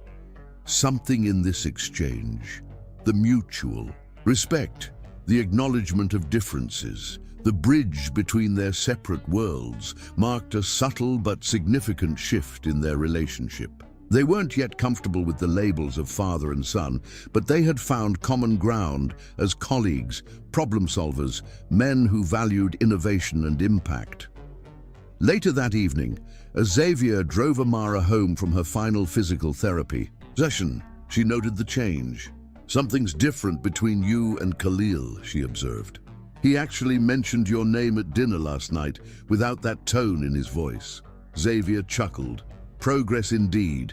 We had a good session working on his enzyme delivery problem. Found some common ground." "You connected through work," Amara nodded. "That makes sense. It's where he feels most confident, most himself."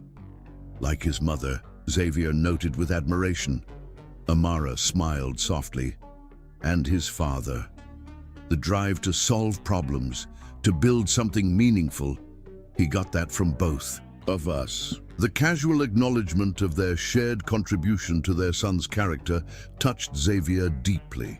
It was the first time she had so directly linked him to the twins' positive qualities.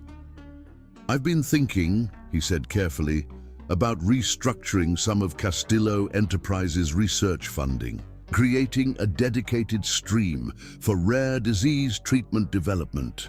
That's a significant shift in focus," Amara replied, studying his profile.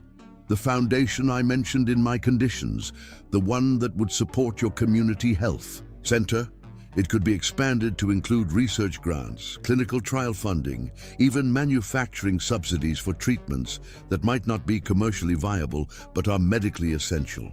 Amara was silent for a moment, processing the scope of what he was suggesting. "You're talking about a major philanthropic initiative?" "I am," he confirmed. "One that could potentially complement the work you and the boys are doing without interfering or taking over." "Why?" she asked simply. Xavier considered the question carefully before answering. "Because I've spent 20 years building things that made me wealthy, but not fulfilled. These past few months working with you, with Khalil and Nasir, I've found meaning I never knew was missing." The honesty of his response hung between them as he pulled into the driveway of the brownstone. Amara didn't immediately move to exit the car, instead turning to face him fully. "You really have changed," she said softly. "I'm trying," he acknowledged. "Every day." Something in her expression shifted, a softening, a recognition of the genuine transformation she had witnessed. For a brief moment, Xavier thought she might lean toward him, but the spell was broken by Nasir, opening the front door, waving excitedly. "Mom, Dad, the simulation results came back positive," he called. It was the first time either of the twins had called him Dad unprompted. The simple word stopped.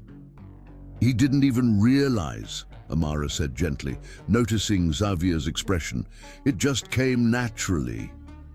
Xavier nodded, unable to speak past the tightness in his throat. It was just one word, just one moment, but it represented everything he had been working toward these past months. Acceptance, connection, the beginning of a real relationship with his sons.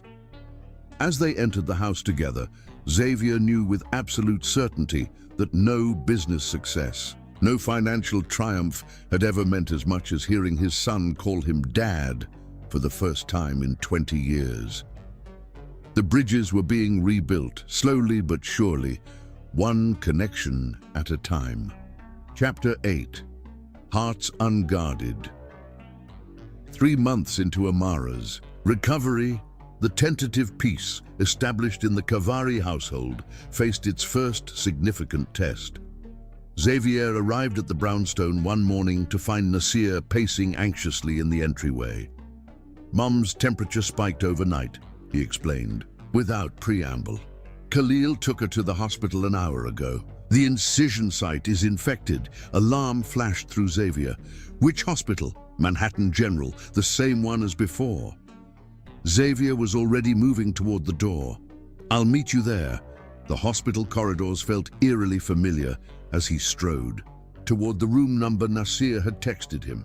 Inside, he found Khalil standing at the window, his expression tense as a doctor examined Amara. "Cellulitis," the physician was explaining. "The infection has spread to surrounding tissue. We'll need to start IV antibiotics immediately and possibly revise the surgical site." Amara looked pale against the white hospital sheets, her usual vibrancy dimmed by pain and fever. When she spotted Xavier in the doorway, something like relief flickered across her face. "You didn't have to come," she said, her voice weaker than he'd ever heard it. "Yes, I did." He moved to her bedside, opposite the doctor. The physician continued her explanation of the treatment plan, concluding with, "We'll keep you for at least 48 hours to ensure the infection is responding to antibiotics. If not, surgical intervention will be necessary." After the doctor departed, Khalil turned to Xavier. "The Phase I trial paperwork needs to be submitted by tomorrow. Mom was supposed to meet with the ethics committee this afternoon." "I can reschedule," Amara began, but Xavier shook his head. "No need. I'll take the meeting with Khalil. We've been over the protocols enough times that between us we can address any questions." The fact that neither Amara nor Khalil immediately objected to this plan demonstrated how far their trust had developed over the past months. "Nasir has that composition deadline," Khalil added, rubbing his temples. "He's been up all night working on it." "Tell him to focus on his work," Xavier said firmly. "I'll stay with your mother tonight. You handle the trial paperwork, and I'll take the ethics committee meeting tomorrow." "You don't have to," Amara started. 5 conditions, remember?" Xavier reminded her. "Consistent presence, especially when it's difficult. This qualifies." Something passed between them, an acknowledgement of his commitment to the parameters she had established. She nodded slightly, then closed her eyes as another wave of pain washed over her. The next 48 hours blurred into a rhythm of hospital routines. Xavier remained by Amara's side except when attending the ethics committee meeting, which he and Khalil navigated successfully together. Between monitoring Amara's condition and helping with immediate family needs, Xavier maintained essential contact with his own company through early morning calls and late-night emails. His assistant rescheduled non-critical meetings and handled routine decisions under his remote guidance, while his COO stepped in for 2 international calls that couldn't be postponed. You should at least go home to shower and change, Khalil told him on the second evening, having returned from submitting the trial paperwork. I can stay with Mom. Xavier shook his head, his attention focused on the tablet where he was reviewing Kavari Biosciences' ethics submission. I'm fine. Khalil studied him for a moment. When was the last time you slept? I've had catnaps, Xavier replied dismissively. Your mother needs the constant monitoring. The nurses are stretched thin on this floor. You're not Superman, Khalil noted dryly. Even CEOs need sleep. The comment might have sounded critical a few months earlier, but now it carried a note of genuine concern. Xavier looked up, surprised by the shift. I've gone longer without sleep during business crises, he assured his son. This is far more important. Something in his tone must have reached Khalil, who nodded reluctantly. I'll bring you a change. Of clothes, at least, and real coffee, not that cafeteria sludge. Thank you, Xavier said, touched by the gesture. After Khalil left, Amara stirred from her uneasy sleep. You two are actually getting along, she observed, her voice hoarse, but her mind clear as the antibiotics began to take effect. Progress, isn't it? Xavier moved to adjust her pillows. How's the pain? Manageable. She studied his face, noting the fatigue etched there. You look exhausted. I'm fine, he repeated. You've been here for 2 days straight. Nowhere else I need to be. By the third morning, Amara's fever had broken, and the infection showed signs of retreating. The crisis was passing. You should go home and rest, she told Xavier, as dawn broke over the Manhattan skyline, visible from her hospital window. You've been here for 2 days straight. I'm fine, he assured her, though the stubble on his jaw and shadows under his eyes suggested otherwise. Amara studied him thoughtfully. You never did know when to stop pushing yourself. Some things don't change. Some do, he countered gently. 20 years ago, I would have delegated this to an assistant and kept working. What, changed? She asked, her medication making her more direct than usual. Xavier met her gaze squarely. I learned what matters. Too late. But I learned. The simple honesty of his response seemed to touch something in Amara. For a long moment, they looked at each other without the careful barriers that had characterized their interactions since his return. You should have been there, she said finally, her voice soft but pained. When they were born, when Nasir played his first recital, when Khalil won the science prize in 10th grade. You should have been there. Yes, he agreed, feeling the weight of those lost moments anew. I should have. I was so angry with you for so long, she continued, the words tumbling out as if long contained. Not just for the betrayal, but for missing all of it, for making me do it alone. You had every right to be angry. I know, she sighed, but anger is exhausting to maintain for 20 years. The admission hung between them, neither forgiveness nor absolution, but perhaps the first step towards something new. When Amara was released the following day, the dynamic in the household had subtly shifted. The walls guarding their interactions had thinned, allowing glimpses of the connection that had once bound them so powerfully. 2 weeks later, as summer heat settled over the city, Xavier arrived at the brownstone to find Amara sitting on the terrace alone, watching the sunset. Her recovery was progressing well, though the infection had set back her physical therapy schedule. Khalil and Nasir, he asked, bringing her the iced tea she preferred in warm weather. Khalil's at the lab, overseeing the first trial preparations. Nasir is at rehearsal for the summer showcase. She accepted the drink with a smile of thanks. We have the house to ourselves for once. Something in her tone made Xavier glance at her more sharply. Throughout the past months, they had been careful to maintain appropriate boundaries, focusing on co-parenting their adult sons rather than exploring the lingering embers of what had once existed between them. Xavier, she said after a moment, I've been thinking about our situation. Our situation. This careful dance we've been doing, being parents to Khalil and Nasir, partners in the research work, neighbors, almost friends, but never acknowledging what else might be there. Her directness caught him off guard. I didn't think you wanted to address that aspect. I didn't, she admitted. It seemed safer to keep those feelings locked away. But the hospital reminded me that life is unpredictable. Time isn't guaranteed, Xavier sat beside her, close but not touching. What are you saying, Amara? I'm saying that despite everything, despite 20 years of separation, despite the pain you caused, there are moments when I look at you and still see the man I fell in love with. Her gaze met his, unflinching in its honesty. And it terrifies me. The confession made his heart race. Because you don't trust me. Because I'm not sure I trust myself, she corrected gently. With you. Xavier understood immediately. The chemistry between them had always been powerful, intellectually, emotionally, physically. Even now, with decades and deep wounds between them, he felt its magnetic pull. I've changed, he said quietly, but so have you, Amara. We're not the same people we were then. No, she agreed. We're not. Which means whatever this is, whatever, might be possible. It wouldn't be reclaiming what was lost. It would be building something entirely new. The precision of her insight struck him. She was right, as she so often was. They couldn't go back, could never erase the years of separation or undo the pain of betrayal. The only path forward was to acknowledge what had been, release it, and decide what might be. I'd like to try, he admitted, if you would.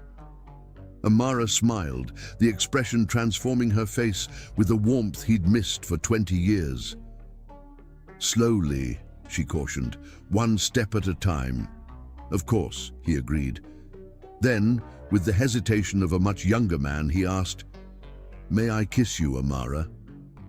Her slight nod was all the permission he needed. Leaning forward, Xavier brushed his lips against hers. A gentle touch that carried the weight of 2 decades of separation, yet felt as familiar as coming home. When they parted, he saw the sheen of tears in her eyes. What is it? He asked softly. I never thought I'd feel this again, she admitted. I've dated over the years, nothing serious, nothing that interfered with raising the boys or my work. But this connection, I thought it was gone forever. Xavier understood exactly what she meant. Despite his second marriage and subsequent relationships, nothing had ever matched what he had shared with Amara. That rare alchemy of intellectual challenge, emotional resonance, and physical chemistry had proven impossible to replicate. The sound of the front door opening broke the moment. Khalil's voice called out, Mom, you won't believe what happened at the lab today. Amara squeezed Xavier's hand once before releasing it. We're on the terrace, she called back. Khalil appeared in the doorway, his excitement evident as he launched into an explanation of a breakthrough in the trial preparations. He barely seemed to register Xavier's presence. So caught up was he in the scientific details, only his mother would fully appreciate. Watching them, the animated conversation filled with technical terms, the shared intellectual passion, the pride in Amara's eyes as she observed the brilliant young man their son had become, Xavier felt a renewed sense of possibility. This family that had formed without him was gradually, tentatively creating space for his presence. Later that evening, as he prepared to leave, Khalil unexpectedly approached him. There's something I need to tell you, his son said, his expression serious. What is it? Xavier asked, instantly concerned by Khalil's tone. I saw you and Mom on the terrace earlier, the simple statement hung between them.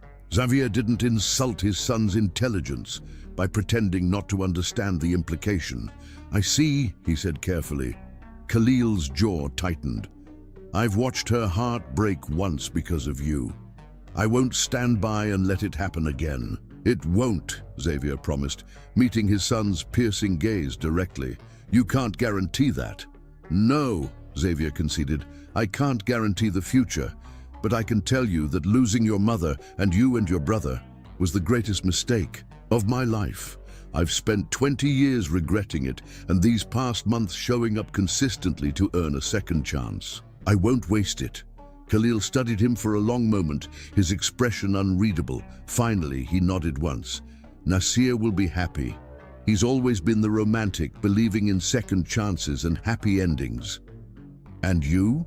Xavier dared to ask.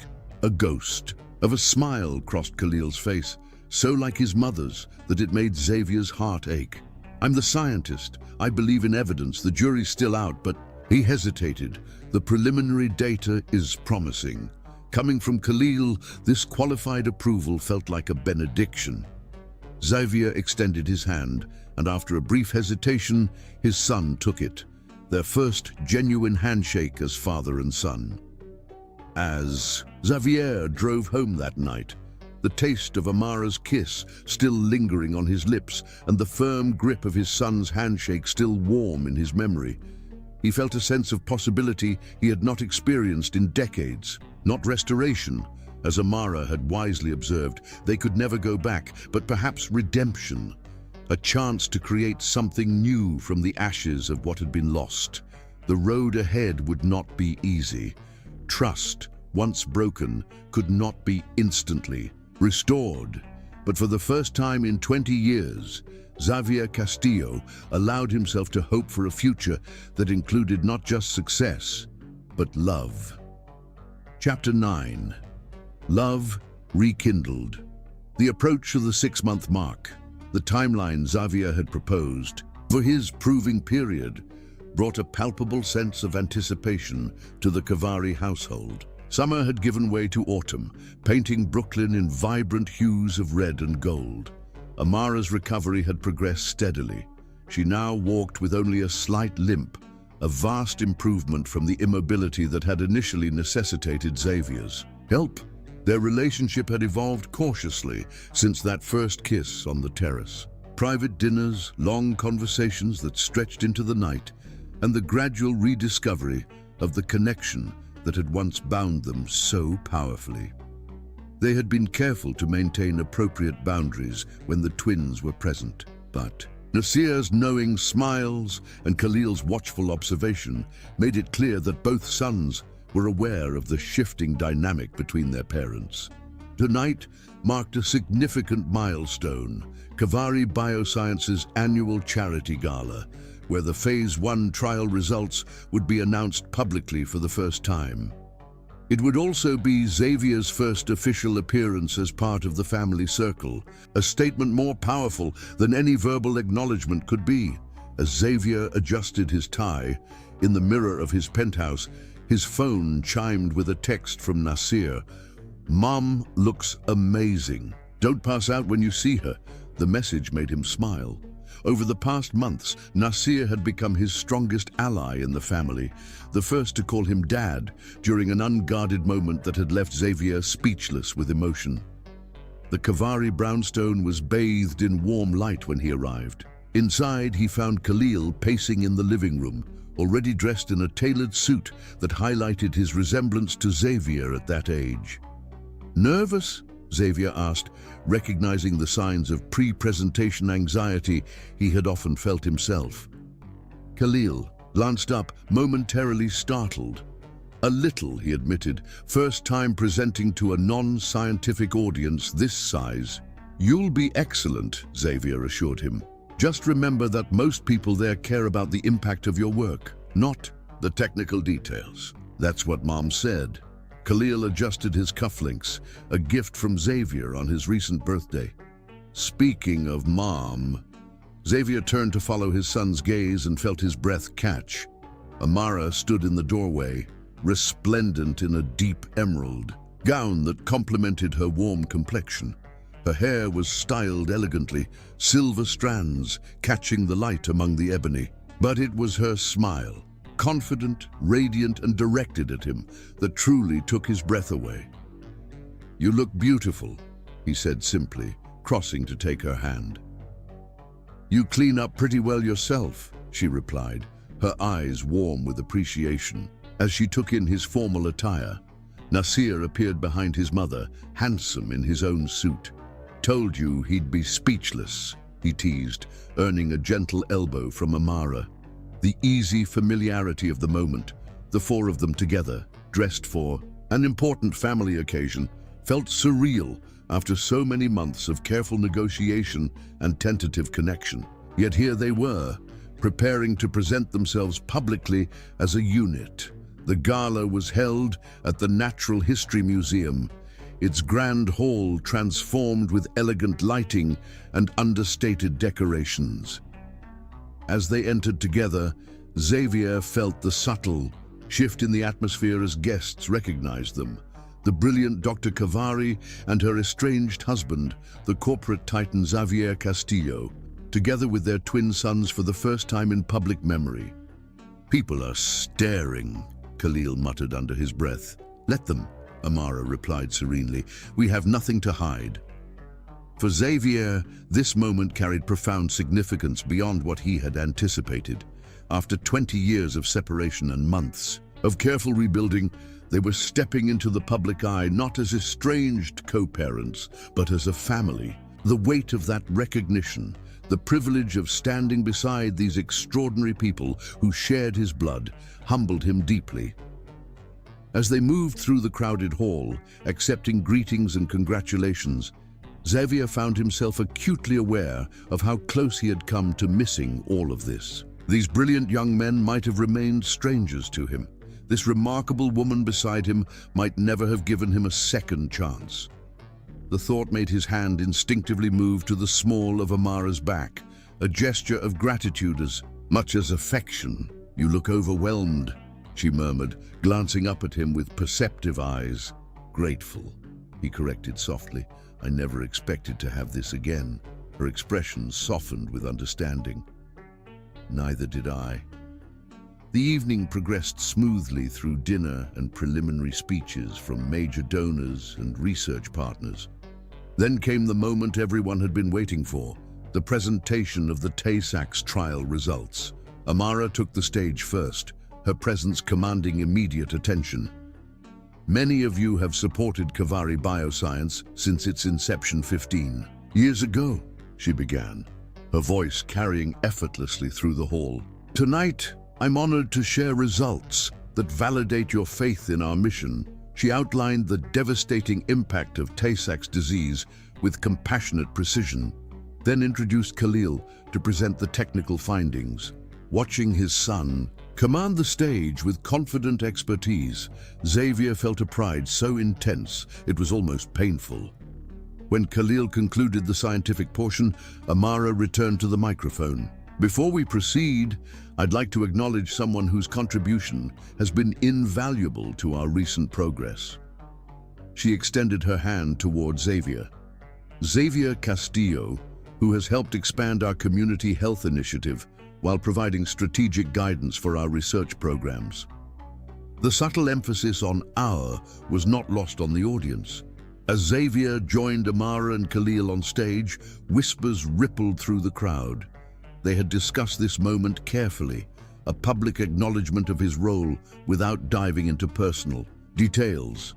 Together, they fielded questions with seamless coordination, Amara handling the scientific inquiries, Khalil addressing research methodology, and Xavier tackling the business and community impact questions. The unified presentation spoke volumes about their reconnection. As they mingled with guests afterward, Johannes Reinhardt approached, his expression a careful mask of professional courtesy. "Impressive results, Dr. Cavari, and an interesting presentation, team. Family has always been at the heart of our work," Amara replied smoothly. "Xavier and our sons represent different aspects of what makes Cavari Bioscience successful." The deliberate introduction of their relationship, spoken in front of numerous influential guests, effectively eliminated any ammunition Reinhardt might have hoped to use against them. His tight smile acknowledged the checkmate. "Indeed. Well, congratulations on your success and on your reconciliation." With a curt nod, he moved away. Nasir, who had been watching from nearby, joined them with a satisfied smile. "That man really doesn't like losing, does he? Few people do," Xavier observed, "especially when they've underestimated their opponent." As the evening wound down, Zendaya approached their table, elegant in a midnight blue gown. "Well, sister, you've certainly given everyone something to talk about." Her gaze shifted to Xavier, assessingly. "You've lasted longer than I thought you would, Castillo."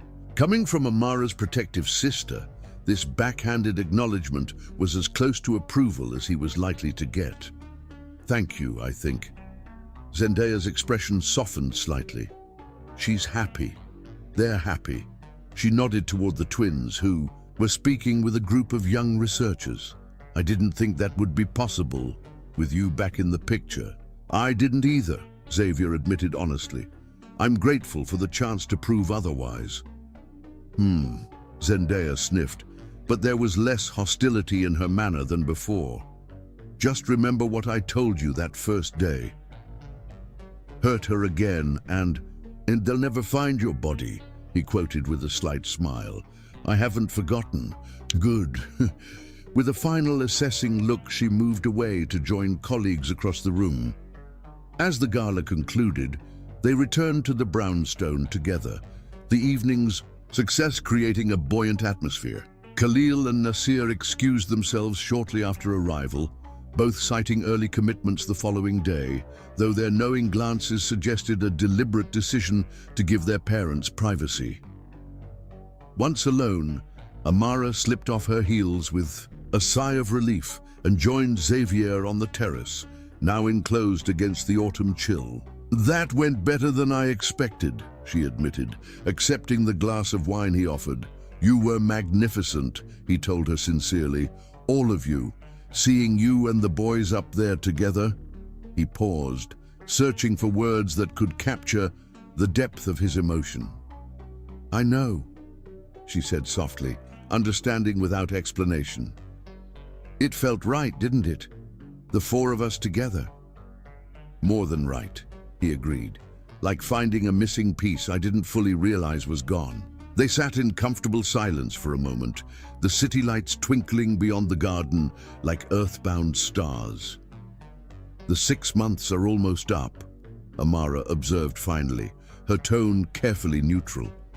Xavier nodded, setting down his glass to focus, fully on her. "I've been thinking about that, and I don't want this to end," he said simply. "These months with you, with Khalil and Nasir, they've shown me what my life could have been, what it still could be if you'll have me." Amara studied him thoughtfully, her expression open in a way it hadn't been since his return. "You've changed, Xavier, more than I thought possible." "Because of you," he acknowledged. "Because you set conditions that forced me to examine my priorities, my patterns. Because you gave me a chance to know our sons, despite having every reason not to." "They're remarkable men," she said with quiet pride. "Thanks to you," he replied.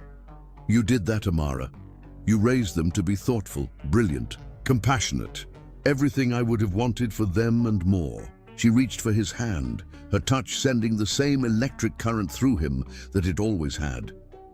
"Not entirely alone," she admitted.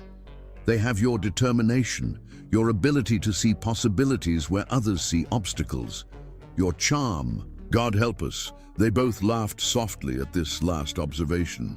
"What happens now?" he asked, suddenly aware that despite all their progress, they had never explicitly discussed a future beyond the 6-month timeline. Amara's eyes met his, steady and clear. "Now we decide if we want to make this official, to acknowledge not just co-parenting and professional collaboration, but us, what's growing between us." "Is that what you want?" he asked carefully. I knew," she admitted. "I had it all planned out in my head. We would reach the 6-month mark, evaluate progress, perhaps discuss extended visitation with the boys." She smiled ruefully. "I didn't account for falling in love with you again."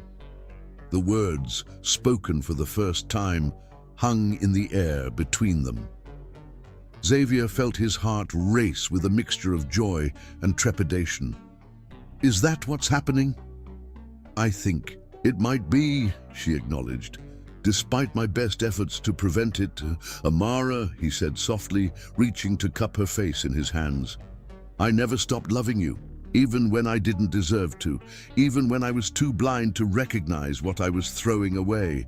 Some part of me always loved you. She leaned into his touch, her eyes closing briefly. I fought it for so long.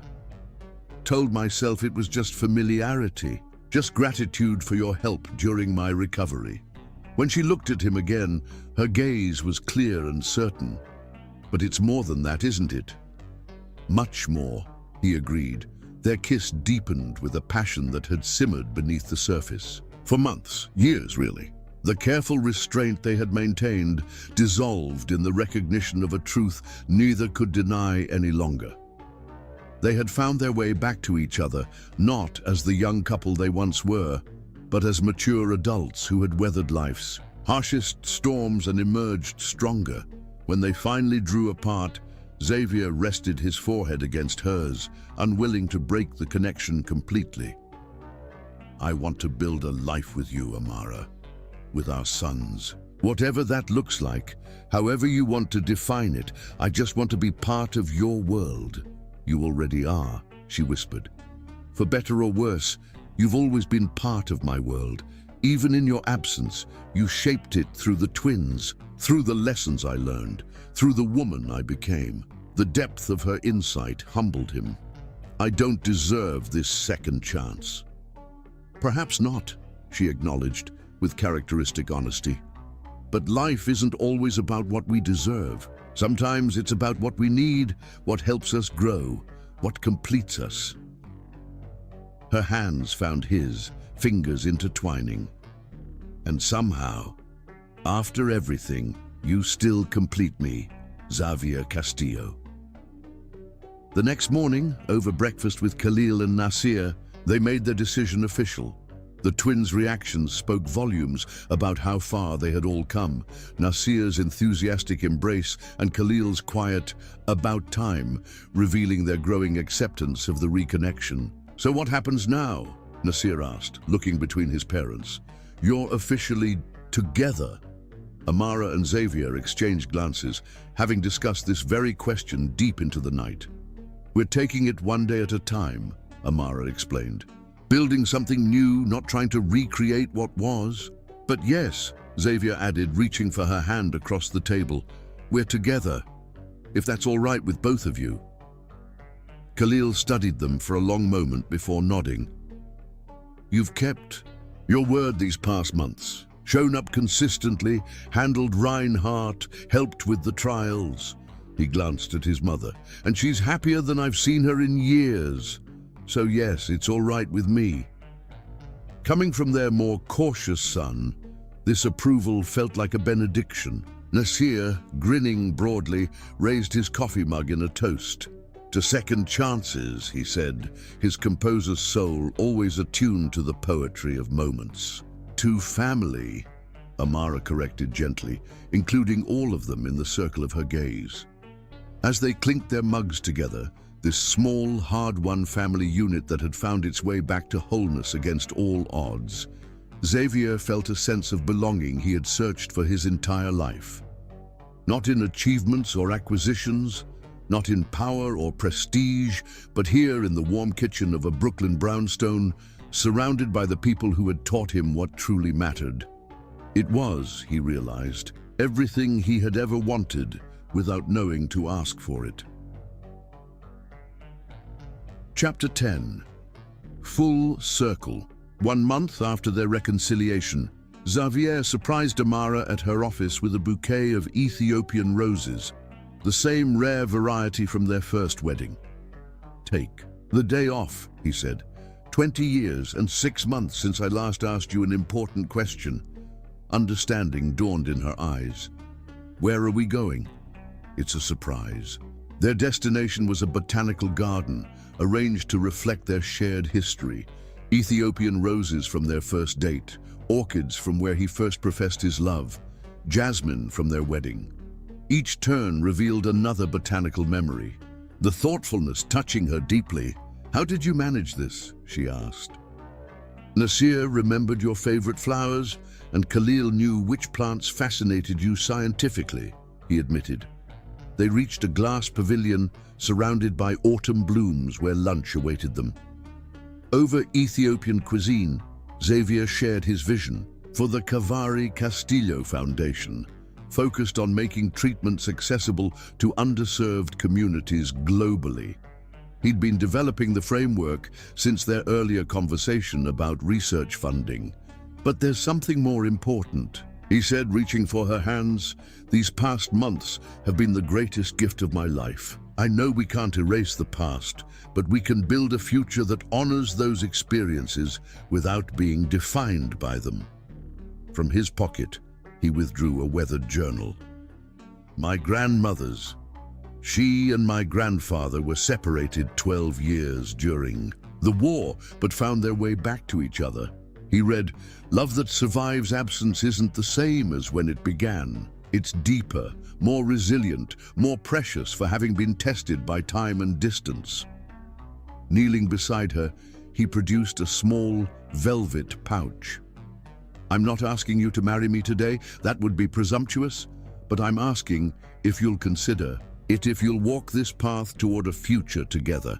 The pouch contained a platinum band with 2 intertwining strands, Ethiopian jade and sapphire, representing their heritages and their son's birthstone. "This is a promise," he explained, "not to reclaim what was lost, but to cherish what we've found." Amara studied the man before her, silver-streaked hair, wisdom in his eyes, so different from the young man she'd once loved. "Ask me the real question," she said quietly, "the one that acknowledges everything." Xavier nodded. "Amara Kavari, after 20 years apart, after all the pain and growth, would you consider building a new life with me, not as the people we were, but as who we've become?" "Yes," she said simply, extending her hand. When he slipped the ring onto her finger, it settled as if it had always belonged there. Their kiss held echoes of youthful passion, tempered by mature understanding. Their phones chimed simultaneously. Nasir asking, "Did she say yes yet?" And Khalil inquiring, "Everything going according to plan?" "Shall we tell them?" Xavier asked. "Let's make them wait," Amara decided, with a mischievous smile. At the brownstone, the twins were casually waiting. Nasir demanded answers immediately, while Khalil spotted the ring instantly. "She said yes," he observed, his eyes warm with approval. "Of course she did," Nasir exclaimed, embracing them both. "There was every reason for doubt," Xavier corrected, gently, "which is why this means so much." Later, alone on the terrace, Amara and Xavier discussed their future under the stars. "Are you sure about us?" he asked. "I'm sure that what we've built these past months is real," she replied, "that the man you've become is someone I can trust with my heart again." "It wasn't too late," she added later. "That's the point. It's never too late to find your way home."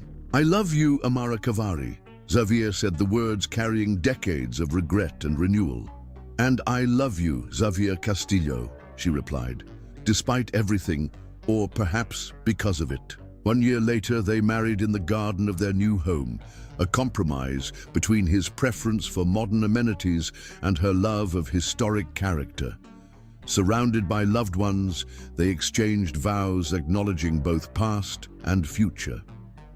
"This isn't our first journey together," Amara said, "but I believe it will be our last and best. Not because we're perfect, but because we've learned that love is about choosing each other, day after day."